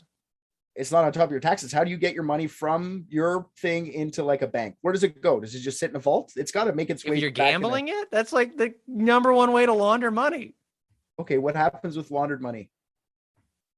Okay, but because the casino's getting the money. Casinos just sit on money all the time. Casinos are the number one place to launder money. Yeah. I get it. So they just sit. They just have money in a vault somewhere, never to be used again, or they don't eventually put it back into circulation. But here's what happens though. Casinos will sometimes get money that is counterfeit or illegal or whatever, and they will try and backtrace it. But if it's washed in the way where they can't figure out who it is, it's just called a loss. And they just get rid of it. What they're not going to do is make a big deal out of it because they don't want to draw attention to themselves and lose their gambling license. So it would just become a loss. They would. Okay. Yes. This isn't fraudulent money at all. This is real money that the FBI knows the serial codes for. Don't you think if this went to the casino, and I'm just making some jumps here, maybe I'm wrong, but you would know because the FBI released all these serial numbers. You don't think every casino would be looking for these numbers so they can be the ones to be like, I found the money. This is not a bad thing. No. This isn't going to hurt them. No, how is this going to hurt them? This is going to benefit them. Oh no, it could only hurt them, dude. The whole thing about American taxes and stuff is that if you have anything whatsoever to get the IRS's attention, you're fucked. I mean, like my last landlord, everything's in cash. He runs a franchised hotel, and he 9 times out of 10 prefers to do cash rooms, even though it's horribly fraudulent. He does all cash because if you're operating cash in the U.S., you're just completely clean. I don't know what it's like in Canada, but when you guys pay for something, like you just go to a pizza shop or I don't know, something else, and you pay with higher than a 20, do they hit it with a marker? Do they run it under a scanner? Do they check to see if it's real in any way? No. Okay, well, they do that everywhere in the States because it's the vendor who collects the money that is liable if it's counterfeit. That you get no reimbursement. So there's no benefit to you. Okay, there's a huge benefit. You're not thinking of the benefit. But there's a difference between like a fucking Pepsi vendor and a casino that is like ripping through tons of cash every day. Like the casinos don't want fucking anything to do with the IRS, especially because so many of the casinos are American Indian run up here in my state and lots of other places in America. Yeah, you know, they don't fuck around with the US government. So like that's like the best place to go and have that money just disappear to. That's why he changed his name to Wolfgang. Because he was buddy with the Indians. I don't know. I feel like that's what he changed his name to. He actually did. I know, but that's a German name. How is that? Because it's about the journey. Wolfgang means it's about the journey. And it was about his journey. It's Wolfgang. Yeah. Daniel Wolfgang. His wolf went straight to the casino and lost all of the money he won. It's Wolfgang. Why is it Wolfgang? Because he always said Wolfgang. It was an Indian name. I was just yes-anding. Yeah. No, it is. I understand what you were doing. Wolfgang is Wolfgang. That's how you pronounce it in German. Is this like Wolfgang. A potato kind of situation? No, it's the actual name. I'll trust the world traveler on this. Okay. The vampire has been around for 3,000 years. I used to speak German. When he lived in Germany as a vampire. In a castle. Yeah, 400 years ago. The dialect's changed ever since Hitler. It's been downhill. Anyway, so they think he gambled it away. Sure. Gossett claimed the reason they never found any evidence is because they were looking in the wrong state. Wolfgang, or Bill, like I said, whatever the fuck's name is, said he parachuted close to his Air Force base because he was still working there and walked back to his landing spot. This operation took him 3 days total. If you look at the pictures, he kind of looks like the guy. He was the right height, proper training. Even though the FBI, like I said, they don't think he would have been a good parachutist. The FBI thinks that they would be not an expert. I just think that's wrong. He definitely probably would have been an expert, I think. Gossett would have been the person to pull it off. The sketch, like I said, looks like him. Unfortunately, he was eliminated again by the fucking DNA, which I don't believe the DNA could eliminate anybody on this. It bugs me. Anyways, maybe it's a random DNA that they got. Like, I don't know how much you could get from a tie. I don't know if they eliminated everyone on scene, but I feel like you shouldn't be eliminating people with DNA from 25 years ago, especially when you get good DNA, like figuring out how to like use DNA later versus just Didn't eliminating he confess this like on his deathbed? Bunch of people did. He's not the first one, but yes, he definitely did. But so you're telling me that this fucking old ancient dude is on his deathbed, all right? And he goes, "Oh, by the way, kids, I'm DB Cooper. Yeah. Not that I have anything to leave you." Like, but and then the fucking FBI swoops in and takes his fucking DNA and shit. I'm like, no way, man. He just wanted some like last minute fondling from the pretty nurse. For sure. Hell yeah. For sure. Does being DB Cooper give you that? Well, I Gotta think get Because I'll DNA write up- somehow. I'll write up my death statement right now. yeah, that's part of the class to an RN. They're like, okay, 102, nursing 102. If a patient confesses to being DB Cooper, you have to touch their penis. It's just in the bylaws of being a nurse. Yeah. Yeah. They were so embarrassed they had to hijack a plane to finish. You can make them finish. Okay, I do like Gossett, whatever, Wolfgang as a person. I find he's one of the most compelling out of all of them. I don't like the DNA thing. It bugs me. So that's the end for Gossett. Next guy's name is Robert W. Rackstraw. Now, Robert Rackstraw started his military career in the National Guard and eventually moved into the regular army and achieving the rank of first lieutenant. During this time, he received paratrooper training and explosives training. He was a helicopter pilot in Vietnam. Even though these accolades make him sound like a prim and proper military man, Robert had a dark past. He was considered a rule breaker by all of his superior officers. He was a con artist and he was a thief. While on base, he often stole his commander's Jeep for joyriding at night. Army Captain Gary Moselle wrote of Bob, quote, "Nothing was too audacious for Bob. One time while flying, he reported he'd found and machine gunned an elephant. Disgusting. He was that kind of guy. So in Vietnam, he just tore down an elephant for fun." During the 70s, Rackstraw gained over 30 criminal titles, from check forger to car thief to explosives merchant to violent sociopath. Bob came to the attention as a perhaps suspect in the hijacking when he was arrested in Iran and deported to the U.S. to face explosive possession and check forging charges. Wait, what year was this that he was in Iran? 19. Do you do this with everything you think you pronounce it like that? Is this No, but I'm sorry. What year in the country that you said? 1978. Interesting. Okay. Later in 78, Rackstraw was held for identity theft in Stockton, California. After the interview, the detective submitted his name to the FBI as a possible suspect for DB Cooper, as he had so many details in his life that seemed to fit. Investigators noticed the resemblance between him and Cooper and just put two and two together. Local papers ran this story, so they tell the FBI, and I guess some of the cops were just talking to the whomever. So local papers run the story, and 3 days after its publication, the Rackstraw offered up his own jailhouse interview. The Record, the local paper, wrote that Bob, quote, identifies with the spirit of DB Cooper, a person, he says, had challenged the legal system and beat it. In his next quote, he continued in the first person saying that, "I think I stand for America, the American people. I really do." So he like went from like, I like this DB Cooper guy who like sticks it to the government. I stand for the American people. It's like, whoa, you changed tenses there, buddy. Is the spirit of DB Cooper Wolfgang? Does it all loop back? Oh, it was like a Vision Quest thing. Yes, always Cool. was. Peyote Quest. Nice. Peyote. Sorry, I don't know how to pronounce that properly. It's probably Peyote. Iran. What did you say for Iran? How did you say that one again? Iran. Iran. And you need Iran. How many times have you had to kill Ihani's kids? I'm not trying to correct you. I'm just, when you say it your way, when I say it, and you just get offended that I'm saying it differently. It's not that I'm offended. It's just weird. I've never heard anyone say that before. Just you. So he was introduced to parachuting by his uncle while he was in his teens. His uncle's name was Ed Cooper. So that's where they think he got the Cooper last name from. My uncle, Ed. In 1979, Bob had 2 jailhouse television interviews. The first reporter asked Bob, "Do you think it's legit that you could be one of the Cooper suspects?" To which Bob replied, "Oh, yes. If I was an investigator, definitely so. I wouldn't discount myself or a person like myself. I think he's just having fun, this guy, honestly, just fucking with the media. In 2018, a year before his death, a reporter called Rackstraw to try and see if he was telling, like, if after all these years he's going to recant or if he's just going to keep saying that he's Cooper. His response was, "There's no denial whatsoever, my dear." So he held on to it.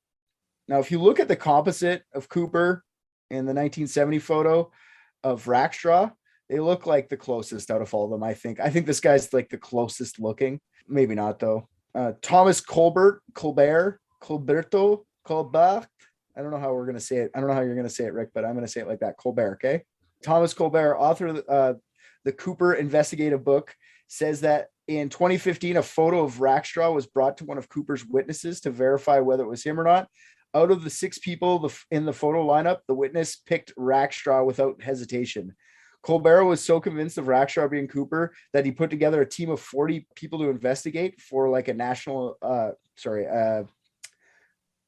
why can't I fucking, anyways, one of the TV channels, the fucking Exploration, Jesus Christ, I didn't write it down because I was like, I'll remember that. I'm an idiot. Okay. They found many circumstantial pieces of evidence. This team of 40. The FBI didn't take much heed in what Colbert was saying because some of the evidence was very fanciful and nothing could be proven. It was just like, I wrote a book. Look, right, guys. And he's like, okay, where's the evidence? Show me and he couldn't.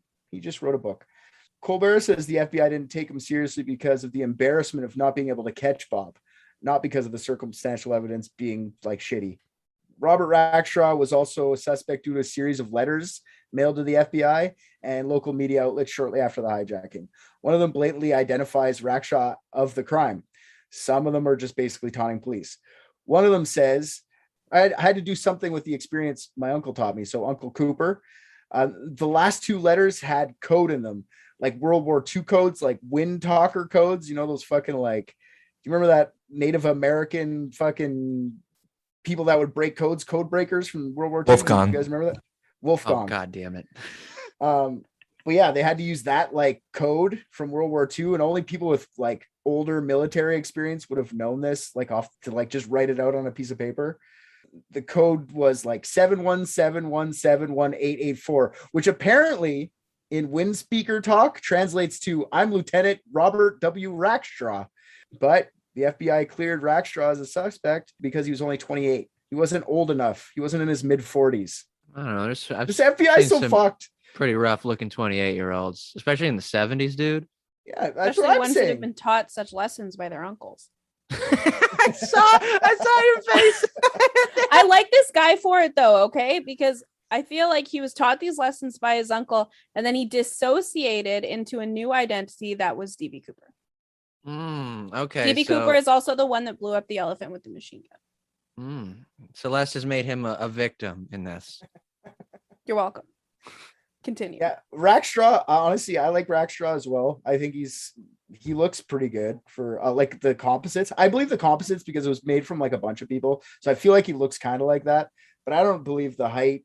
People can't, like, if you're sitting down most of the time, you see them get up. Like if I'm sitting down and I see someone stand up, I'm like, I don't know, 6 feet, I guess. Like you don't know for a fact how tall people are. You'd have to like stand beside them. You're in a plane, so the height thing I don't, and the DNA thing is out the fucking window for me too, but whatever. I feel like it'd be way easier to tell how tall someone is in a plane though, because a plane is Agreed. like a very finite space. Yeah, if you have like a reference point. Who was the one that was calling it? Was it one? Did you say was the flight attendant?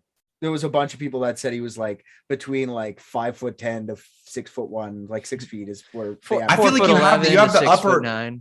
You have the upper reference of the plane, like how tall were planes back in 1970? Yeah, I know, but when you're sitting there, like I don't do this. Okay, if I'm on a plane or something, I'm like, I wonder how tall that guy is. I'm like, reading a magazine, doing shit. I'm not paying attention to how tall they are. If I sat there and like investigated their heights and stuff, maybe I could do that. But I'm not. Yeah, unless that motherfucker's sitting behind you and it's like, or in front of you, or and if he's fucking like hijacking the plane. Nobody knew. Nobody knew Celeste. The only one that knew. Very good point. The only one that knew was I can't get my chair back. You broke your chair. Good for you. Yeah, the people getting off the plane, Celeste, didn't even know that they're being hijacked. Someone knew. It's only the 2 flight attendants in the cockpit. How tall did they say he was? Exactly. I trust them.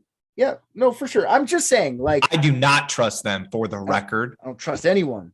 Don't even trust yourself. Trust no one.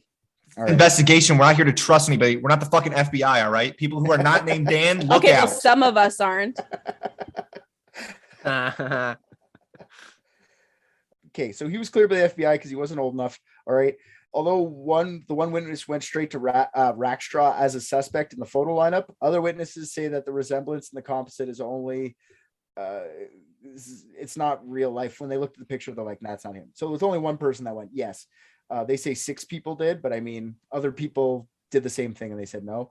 DNA didn't match. Also, it was never actually proven that any of these letters were actually written by DB Cooper. They came after the thing and nothing was evidence in there that was not already known to the public.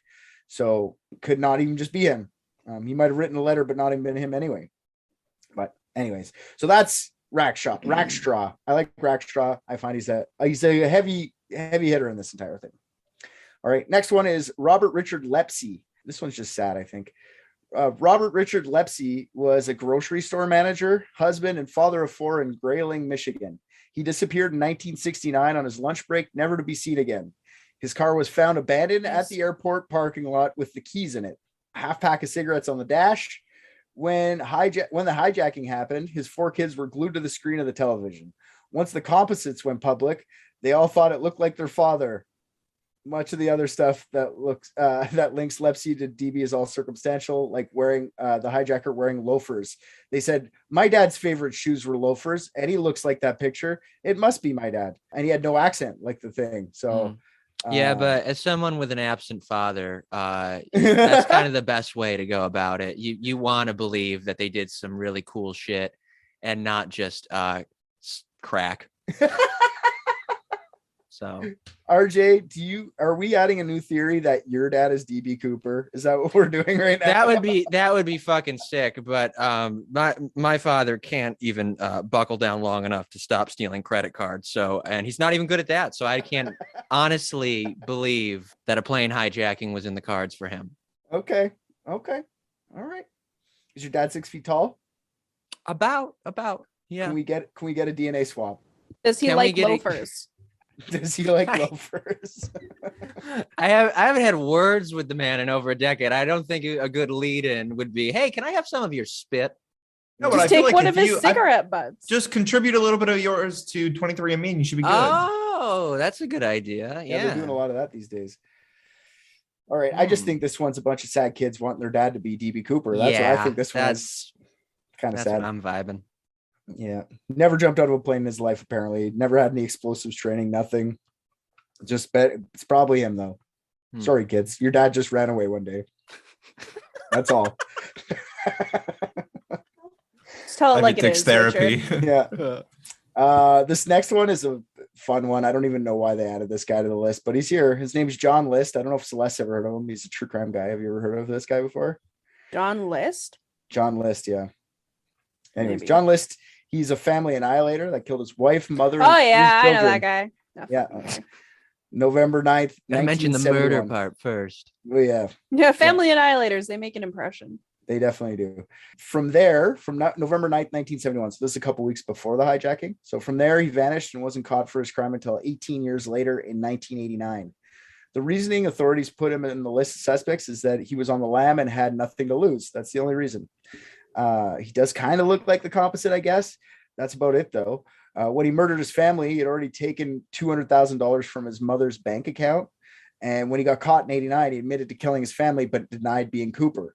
So why would you lie about being Cooper and just not lie about killing your entire family? I don't know. I don't think he had anything to lose at that point. Maybe he just had a really misconstrued sense of morals and he thought DB Cooper was the worst of the two. And my wife deserved to die. Those little kids, fuck, they were annoying. I would never do something as horrible as hijack a plane. Yeah. Kill my whole family? Oh, yeah, I did that shit. Yeah. Other guy. What was the other guy's name? The guy before this guy? This one is Lepsey. Yeah. It was Lepsey and then this guy? Okay. Probably, yeah, yeah. Lepsey's kids. Doesn't seem so bad now, does it? Yeah, exactly. That's a good joke. Yeah. At least your dad just left and he didn't just murder you and steal all your money. Even worse. Yeah. Well, there's still time. I think honestly, maybe I'll come back and kill us. There's still hope, RJ. yeah. Oh, cool. Awesome. Yeah, I think by 1989, though, it was like 18 years after the whole thing happened that they were just taking swings at this point. They're like, it's got to be John List. Like, I think the FBI was just, it's not on the FBI. He's not the DNA. So, Well, who was up for re-election somewhere? That's probably why they were trying to just get the bundled DB Cooper win. cool. Could be. That's usually what happens. I think this is the one that's like my favorite one. His name's Richard Floyd McCoy Jr. Dick. Another dick. I was gonna say, is it boys. because he's another dick? He's a dick. Yeah, dicks. He was a Vietnam veteran. He served Good two Lord, that's tours. a lot of names too. Yeah, they always add like every name. So, anyways, he served 2 tours of duty. One as a demolition expert, and the other as a Green Beret helicopter pilot. After the war, he joined the Utah National Guard and was an avid recreational skydiver. He was also a Mormon Sunday school teacher and was a law enforcement student at BYU. He wanted to become. What is with this weird like cop and also priest shit that goes on in Utah? Wasn't fucking Howard. Wolfgang also a private dick Yeah, he was a and private detective. fucking Yeah, priest? What is for going sure. on? yeah. As soon as you hear Utah, though, you automatically think Mormon. But Is this about having friends in high places so that you can diddle children and just like, Mhm. play golf your way out of it? It always is. just golf your way? I didn't Yeah. touch him. I'm playing golf. And that friend in high places, DB Cooper, high up on the plane. That wasn't a bomb in that bag. It was a child. But this guy here, on April 7th, 1972, about 6 months after the Cooper hijacking, he basically pulled off the same scam as Cooper. He bought a ticket using the name John Johnson to a Boeing 727 with aft stairs. Once in the airplane, he passed notes to the stewardesses claiming that they were being hijacked, demanded $500,000 this time, and 4 parachutes. He had a novelty grenade and an empty pistol. He did escape mid-flight with all the money. He was captured 2 days after the hijacking. McCoy was hitchhiking the night of the hijacking with his flight suit and a duffel bag. He had told the motorist who picked him up how easy it would be to get away with such a heist. The motorist told the authorities right after picking up, and after finding matching fingerprints and handwriting, he was arrested. During the time of his arrest, he was flying before, like, they went to his house to arrest him. He wasn't there. You know what he was doing? He was out in a National Guard helicopter looking for the fucking jumper. Yeah, looking for himself. He's looking for himself. Awesome. That fucking Spider-Man meme comes to mind. Yeah. No, you. Yeah. In his house, the FBI found $499,970 in cash in a duffel bag, along with a jumpsuit. He only got away with $30. That pussy. In 2 days, you could have spent half of that. What did he spend it on? And they didn't say. Just $30 was. This missing. is That's all. important. Yeah, they didn't say. I look. Trust me. I was like, it was a dildo. It's got to be a dildo. McCoy Weird claimed. shit. Maybe he just gave the guy who gave him a ride $30, but okay, dildo. Let's go with That's dildo. that. It's dildo for sure. 100% dildo. McCoy claimed his innocence for the hijacking, but was convicted for his hijacking. That they proved that he did it, and he got 45-year sentence for that. Damn. Because of 45 years is crazy. It's pretty long. But they were throwing the book at him just because DB Cooper just happened. They were like, no more of this shit. All right. Because of the similarities to the Cooper hijacking, he was questioned for this as well. McCoy never confirmed or denied that he was in fact Cooper. The composite definitely looks like him. Generic white guy is really hard to not look like, honestly. While Coming from a incarcerated- generic white guy, I'm sure. For sure, 100%. While incarcerated in 1974, McCoy and 3 other inmates escaped Lewisburg Federal Penitentiary by crashing a garbage truck through the gates. 3 months later, he was confronted by the FBI agents in his new safe house in Virginia. McCoy fired at the agents, who put him down on the spot. According to one article, and one article only, I read a bunch about McCoy, the FBI agent that put McCoy down said that she not only put him down that day, but she also put down Cooper. Okay. Yeah, she was super tough guy, tough girl. It was a woman. Problems with this. During McCoy's hijacking, he had a big mouth. He wouldn't shut the fuck up the entire time. Like, get on the floor, close to that. Like, Cooper was very well mannered, didn't say too many things on the plane. Cooper apparently came from nowhere and did his job like a pro. McCoy was telling everyone about how he could do another heist later. He's just going to keep doing these. It's just not the same personality. He was also very young. He was 29. So he wasn't in the 40s like the FBI wanted. So he was off the list for that. The flight attendants saw the photo of McCoy and said it wasn't him. So the Mucklaw and Schaffner both looked at and said it wasn't him. Yeah, I said he did look like the sketches, but I'm looking at him again. He doesn't look that much like the sketches. He does, but not super lots, just a bit, I guess.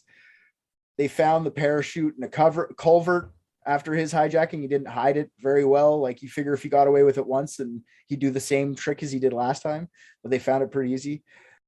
I think he's kind of compelling. I wrote here, I think he's kind of compelling as a suspect just because he proved that you could do it, right? On the same kind of plane, same kind of idea. So he adds to that to me, because there's a lot of this with me is like, could somebody even do this without dying?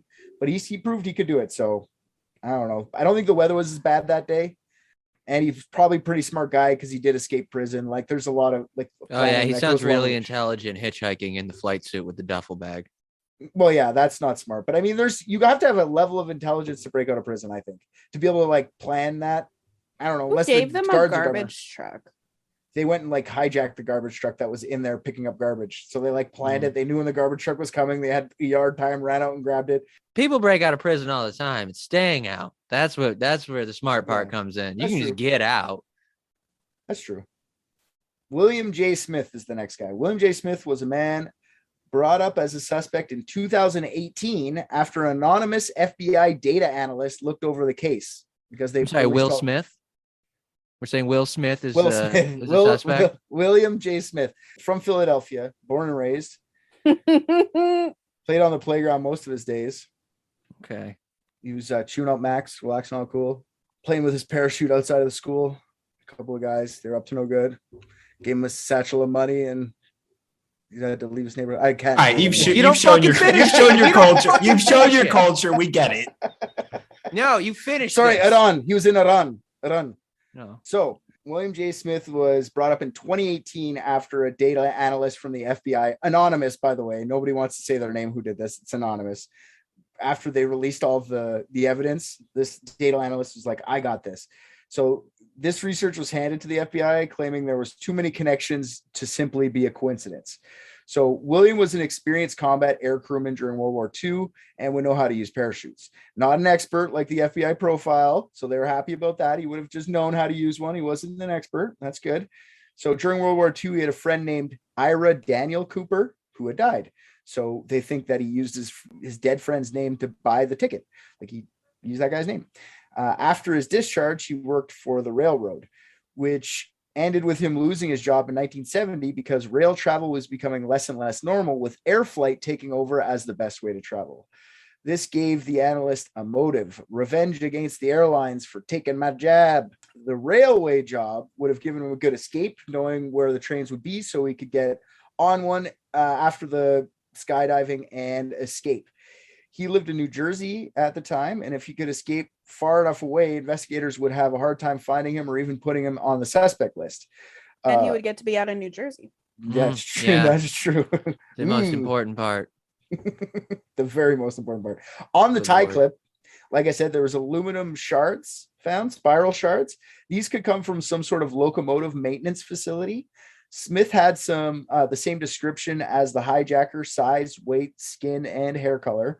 Smith was always considered a gentleman, just like Cooper had been during the flight, around the same age as Cooper. The main thing that perked the ears of the analyst was the book D.B. Cooper, What Really Happened by Max Gunther. In the book, Gunther says that he was contacted in 1972 by a man named Dan LeClaire, who claimed to be Cooper.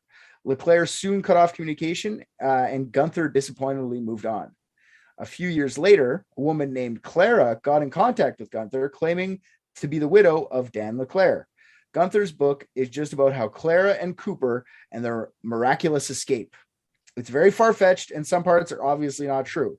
Like where Cooper and Clara meet up in the small town nearby after the heist and then have a romantic evening together. I don't think that's what they were thinking about. I think they were thinking, let's get the fuck out of here if this is real. His research brought him to another World War II veteran named Dan Clare. Dan Clare just happened to work with our buddy Smith. Dan didn't have the same physical attributes as Cooper, but like I said, William did. The analyst believes it was actually Smith who called Gunther and used his friend's name, just like he'd done with Ira Daniel Cooper, his friend from World War II. Without the analyst giving the name and Gunther having such a bad reputation, I think this story is shit, because that book is considered like trash and 100% zero, not true. If the data analyst would come forward and be like, this is why, I don't like the anonymity of it, because it doesn't add credibility. It just takes away, in my opinion. This isn't Deep Throat, buddy. Like, if you want to come out and say something, come tell us. Don't be a bitch. Work for It the can FBI. be Deep Throat if you want it to be Deep Throat. Yeah, I guess so. It bugs me. So I don't know about that guy, but they just want it to be true. Okay. Walter R. Recca. Recca was a veteran with a vast history of parachuting. He was the original member of the Michigan parachute team. In 2008, years before his death in 2014, he confessed to being Cooper over a recorded phone call to his friend Carl Lauren, who was writing a book. Never forget about books. They're always writing books. Oh, I feel like prophets might be involved in this. Recca gave permission to Lauren to reveal his crime after his death in a notarized letter. Recca also helped Lauren record the phone call. So it wasn't some sort of like gotcha journalism. They like planned to do this. Lauren had known about Recca being DB for over 14 years at this point. They just wanted to put it on record. So they recorded about 3.5 hours with audio, and it has been confirmed to be Recca. In the confession, Recca claims that he was an operative working for the U.S. government. He said he landed on a dead tree near Cle Elum, Washington, and headed towards a coffee shop nearby. Once at the coffee shop, he encountered a dump truck driver. This is called the cowboy encounter, because the guy was dressed like a cowboy playing guitar beside his dump truck. And he went up there and he's like, where am I? How do I get out of here? He kind of told him where he was exactly and where to go to get back on the main highway. Recca then went over to a payphone and called a friend. The friend came and picked him up and drove him off.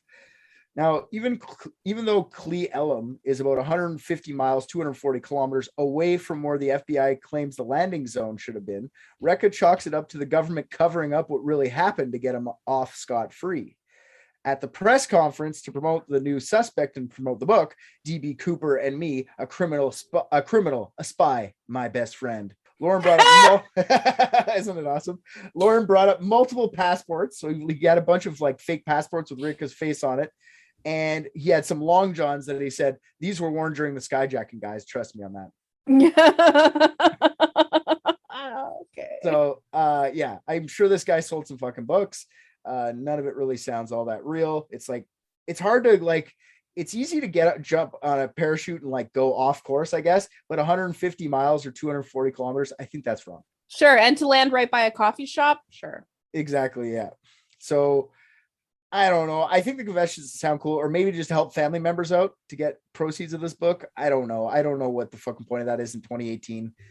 Cool. I guess you're cool. You're DB Cooper. Everyone would high five. Like, I think if we've even found out who DB Cooper actually was, I don't think anyone will give a shit. They'd be like, cool. And that'd be the end of it. Oh, don't worry. We found out and people are going to give a shit. I don't know. You're right. Yeah, I'm gonna blow this case wide open.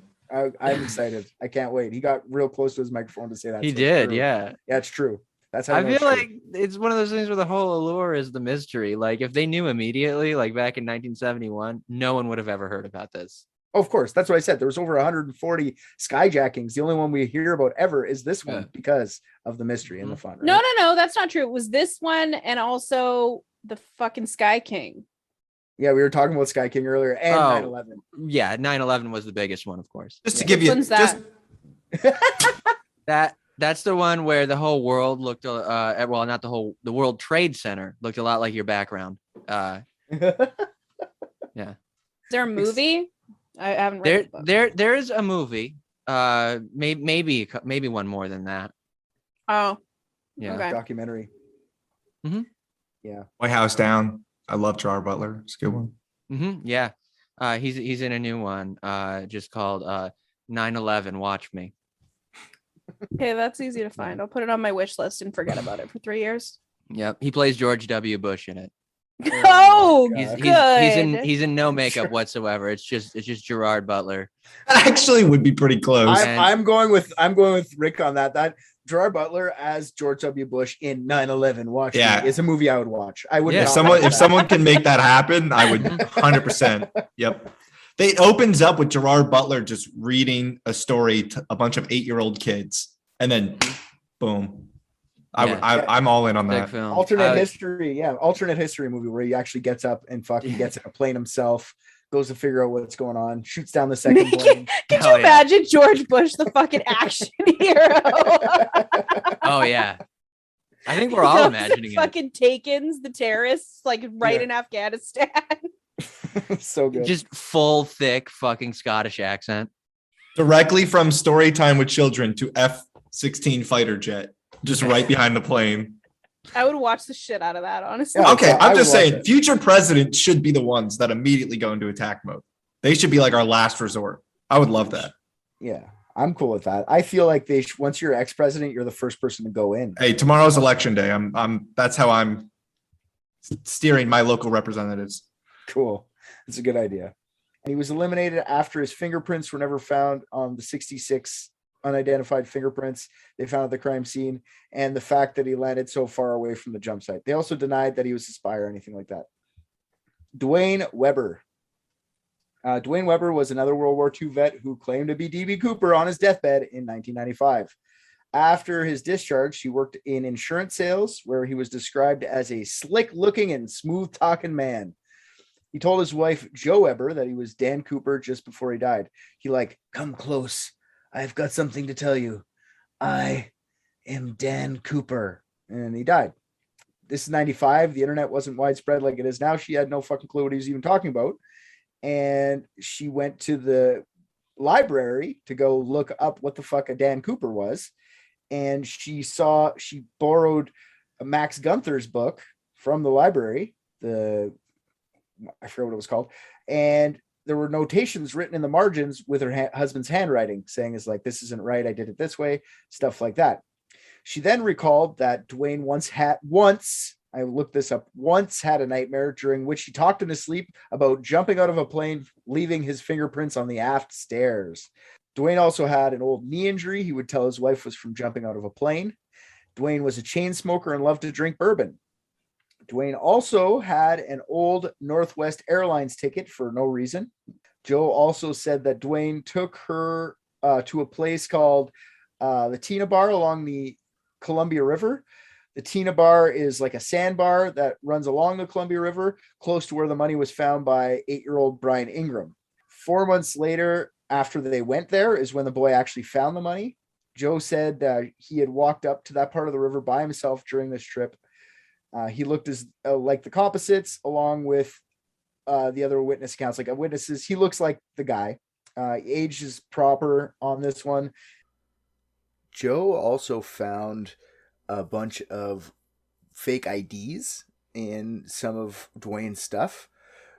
He was actually later disqualified by the FBI again because he didn't have the right DNA or fingerprints. So I don't know. There's a lot of stuff that kind of looks like this, like all those fake IDs is pretty crazy, but I'm going to say he's probably not the guy. So, Okay, but imagine your husband dies and you get up and go to the library. Mm-hmm. Oh, I breezed over that quickly. It wasn't like the day after. She just was just like the literally hour let go of after. his hand, got on the bus, who is Dan Cooper? and went to the library. Well, I mean, so like a bare minimum of one of these guys that deathbed confesses, I mean, they can't, even if one was real, they can't all be real. So who hates their fucking family members so much that they just tell the most elaborate, that's your last words to the people you're supposed to love the most? Like, Well, how much do you hate your bitch wife? I was that you never just me. ruin your life with this? That's a really good measure of love, though. Like, if your significant other dies and they don't say, I'm DB Cooper, they probably gave a shit about you. That's true. That's true. Yeah. If you just don't have some elaborate fucking bullshit. I'm going to do that on my deathbed. I'm going to be like, I was Gerard Butler. I did 9/11.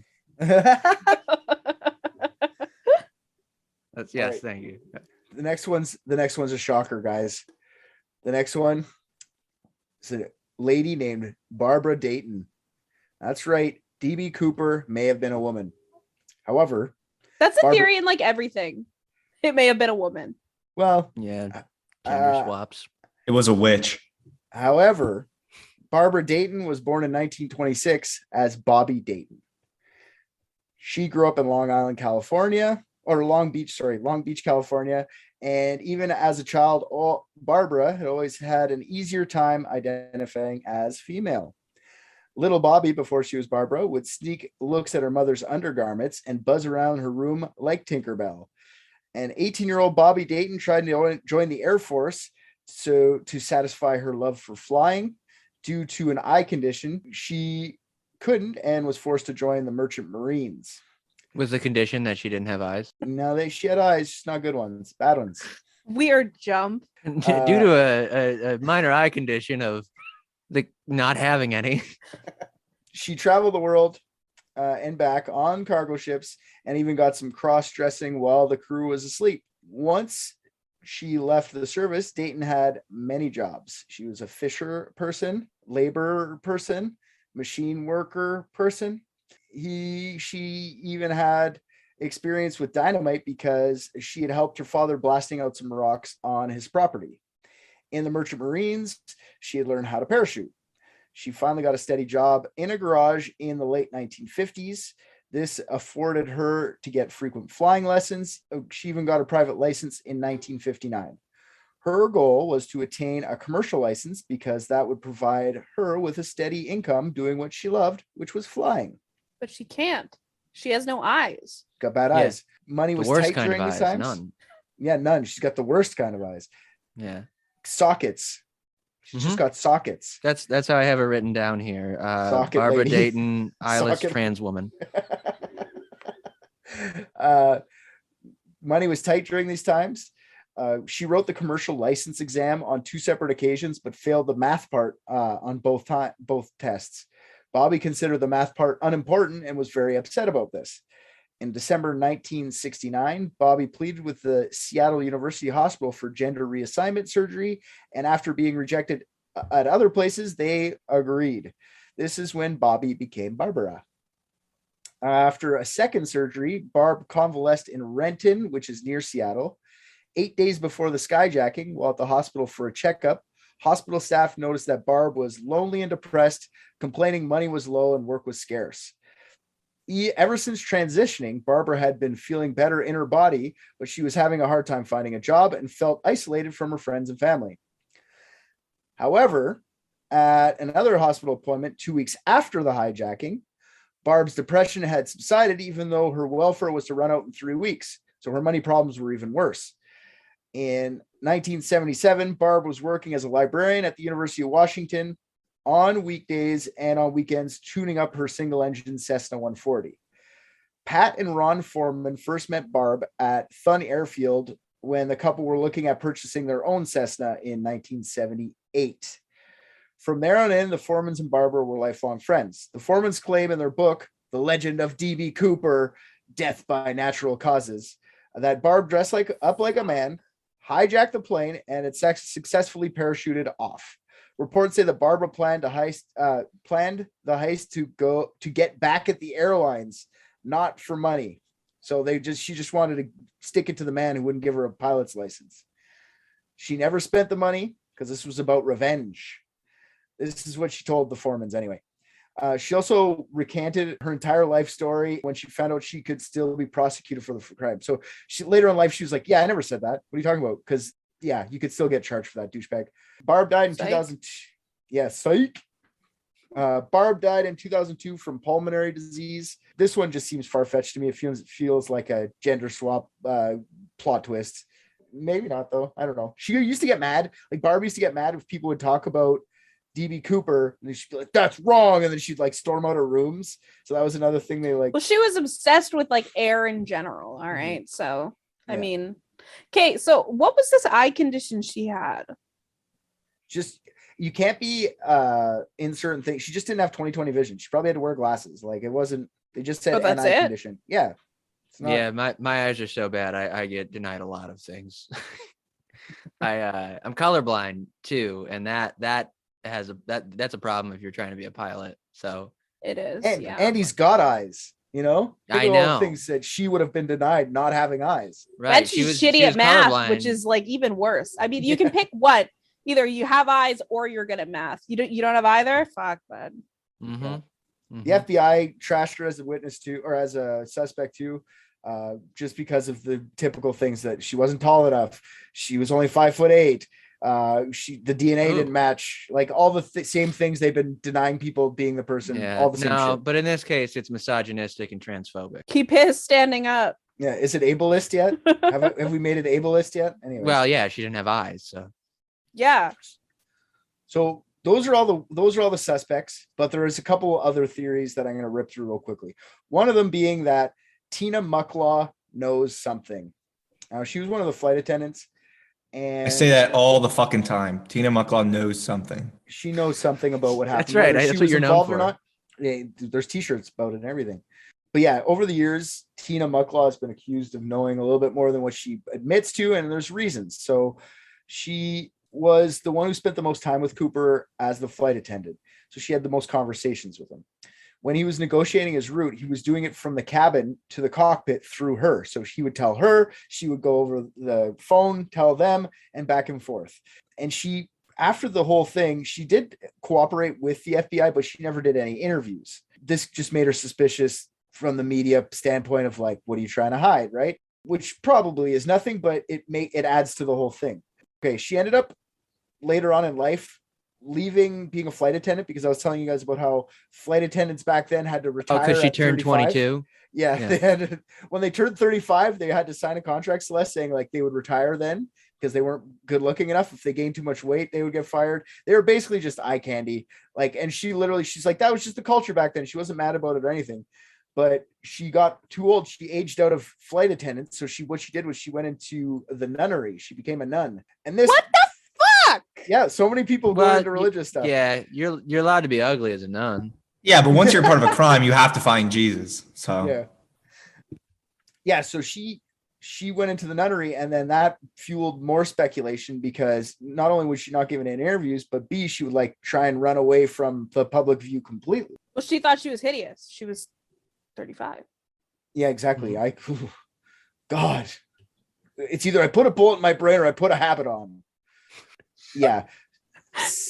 Some people say, some of the conspiracy theorists I was reading on the internet for saying that it wasn't really that she joined a nunnery. She just went into witness protection.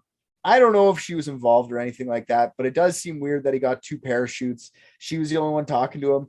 I do believe what you were saying, Rick, is that he changed. I think what was in that briefcase, he changed into something. I don't think he was wearing a suit and tie and loafers when he jumped out of a plane to survive, if he did survive. So Mucklaw knows something. I don't know. That's part of the speculation on the internet. She said she actually did an interview in 2017, I believe it was, recently enough. And she just gave a lot. Actually, her article gave a lot of detail for the actual hijacking itself, because there was a lot of unknowns before.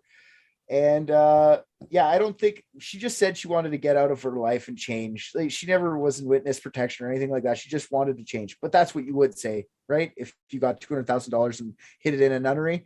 Yeah. So she might not know something, she might, but she's suspicious. Let's give her that. The last theory on this entire thing is that, which this is what the FBI's theory is, which is that DB Cooper did not survive the jump. Dead. that's the definition of a literal fucking cop out. Yeah, I don't know, man. Gabby Petito happened and he was not among the bodies found. So bullshit. Yeah, exactly. Too soon. Not soon enough, never soon enough. Fuck that laundry piece of shit. Hopefully he was eaten by a gator. Oh my god! I just want to say, you said fuck that blonde piece of shit, and I thought you were talking about the girl. I I was like, damn. Little too soon for that one. the only thing that I want to say to you, Richard, is that that's not the only theory. Okay. You gotta know if- Okay. God, that's disgusting. What is that? A 35-year-old woman? This is, well, okay. So you weren't too far off with Barbara when you said transgender woman. All right. So this is DB Cooper's sketch. And who does DB Cooper look like? None other than Amelia Earhart. I was The wondering last if you were going to cover time- that theory. The last time that we had to deal with the transgender possibility. Yeah. But wait, there's more. Oh, I am too excited. Because we dove in to the Japanese attacking Pearl Harbor when we talked about Wolfgang. As we know, Amelia Earhart survived. And she did not stay in Japan. She snuck back into the United States as Wolfgang. So there's my theory. Is Amelia Alright. Earhart hijacked the plane. She, as the FBI knows, only somebody capable could have done it. She is That- capable. You're the one flaw in your theory. I'm seeing eyes right now. I was going to say the one flaw in this theory is that she could fly planes, but her experience with getting out of planes is not so good. Speaking of the eyes, they all had brown eyes. So coincidence? I Oh, think not. no kidding. I think not. Oh, the most Is that- common eye color in the world. Oh my god. Wait, Is no, that- that's no. She also would have been like it is, yeah. 60. Is that the Damn. real sketch of DB Cooper? Yes, it is. Yeah. Because That's one that of is them. There's like fucking 5 of them. terrifying. But how close was that? How close was that to Amelia Earhart? I'm sorry, but come on. Oh, I don't care how close it was. That was fucking beautiful, and that's what we're going with. It was the landing that you killed, which she did not. But that fucking hell of a sketch. Yeah, we all know that I could successfully land a plane if I needed to. Okay, thank you. That's right. Microsoft. We discussed that earlier. Yeah. That I don't think I thought like they had like sunglasses in the sketch or something. They had 2 different sketches. There's Yeah. 4 or 5 different sketches actually. Oh my There- god. yeah. I think I've only seen the sunglasses one without it. That was Yeah. so gross. He looks kind of like a lizard man. For real. Like almost like literally like they put like makeup on like a drawing of an alien. Like there's this like that big fucking head shape and shit. Oh He yeah. looks like that guy from The Mummy. Yes. Who, the mummy? Yes, the mummy. No, yes. the brother-in-law, the annoying one. When I was so nervous, I was rushing through to create that video. When Richard finally said for the 14th time that there were 3 left, I was like, oh, I still have time. And that's what's so fucking amazing. As soon as it started fading, I was like, he just made and edited this video. For this, you win. You fucking win.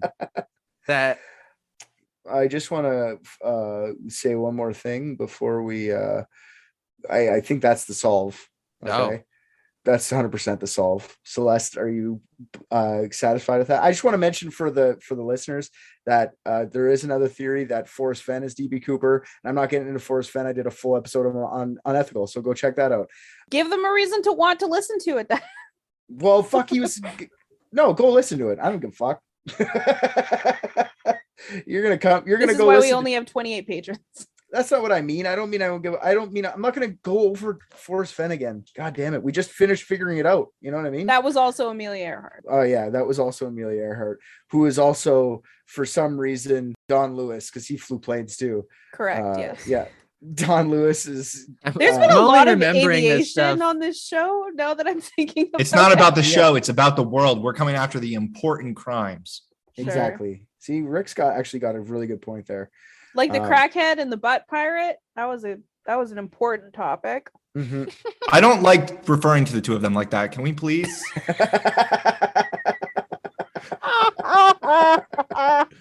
it's crack baby, not crack cat. Try it actually. Yeah. It's okay. I love that you Missing made woman. that video when I wrote down like every name and was actually The trying minute this that he said Wolfgang saw the Japanese bomb Pearl Harbor, I was like Amelia Earhart. Well, you blew this wide open. Uh. And Celeste, I think I know you came here to supervise. Make sure we're doing a good job over here. Hopefully that's to your satisfaction. We'll send you a bill. We're flush right now, so we don't really need the cash. You know You're gonna do what I mean? what? Send you a bill. What? Yeah. Yeah. Excuse me? RJ is gonna write up a bill. Mm. Is he? Yeah, your favorite. RJ, are you gonna do that? No, ma'am. What do you mean? That's What do you- all right. That's okay, what I sorry. thought. Abigail is gonna write you up a bill. Abigail. Ooh, yeah, about Abigail. What about her? She's not listening right now. Yeah, I know she's not. Why? Why do you know she's not? What does he mean? Yeah. Abigail! She was supposed to be the go-between between you and I. She just fucking Yeah. drugged She's you been up. going between, but not you and I. What does that mean? I walk in here. I'm looking for you guys. She's taking personal calls. Okay. Personal calls while I'm standing there, interrupting me. And you know what? I'm pretty sure she drugged me. She's our fucking slave. How does she even have a phone? Is she taking on our business call? Like our business line? Yeah. Let me play it out for you. Hello, Private Dicks. Yeah, Juan, I would love to like rub your feet and stuff. That's pretty much what it was like. Oh my god, this chick is a problem. I knew it. There's some weird people that have been coming in here. I knew something fucked up was happening.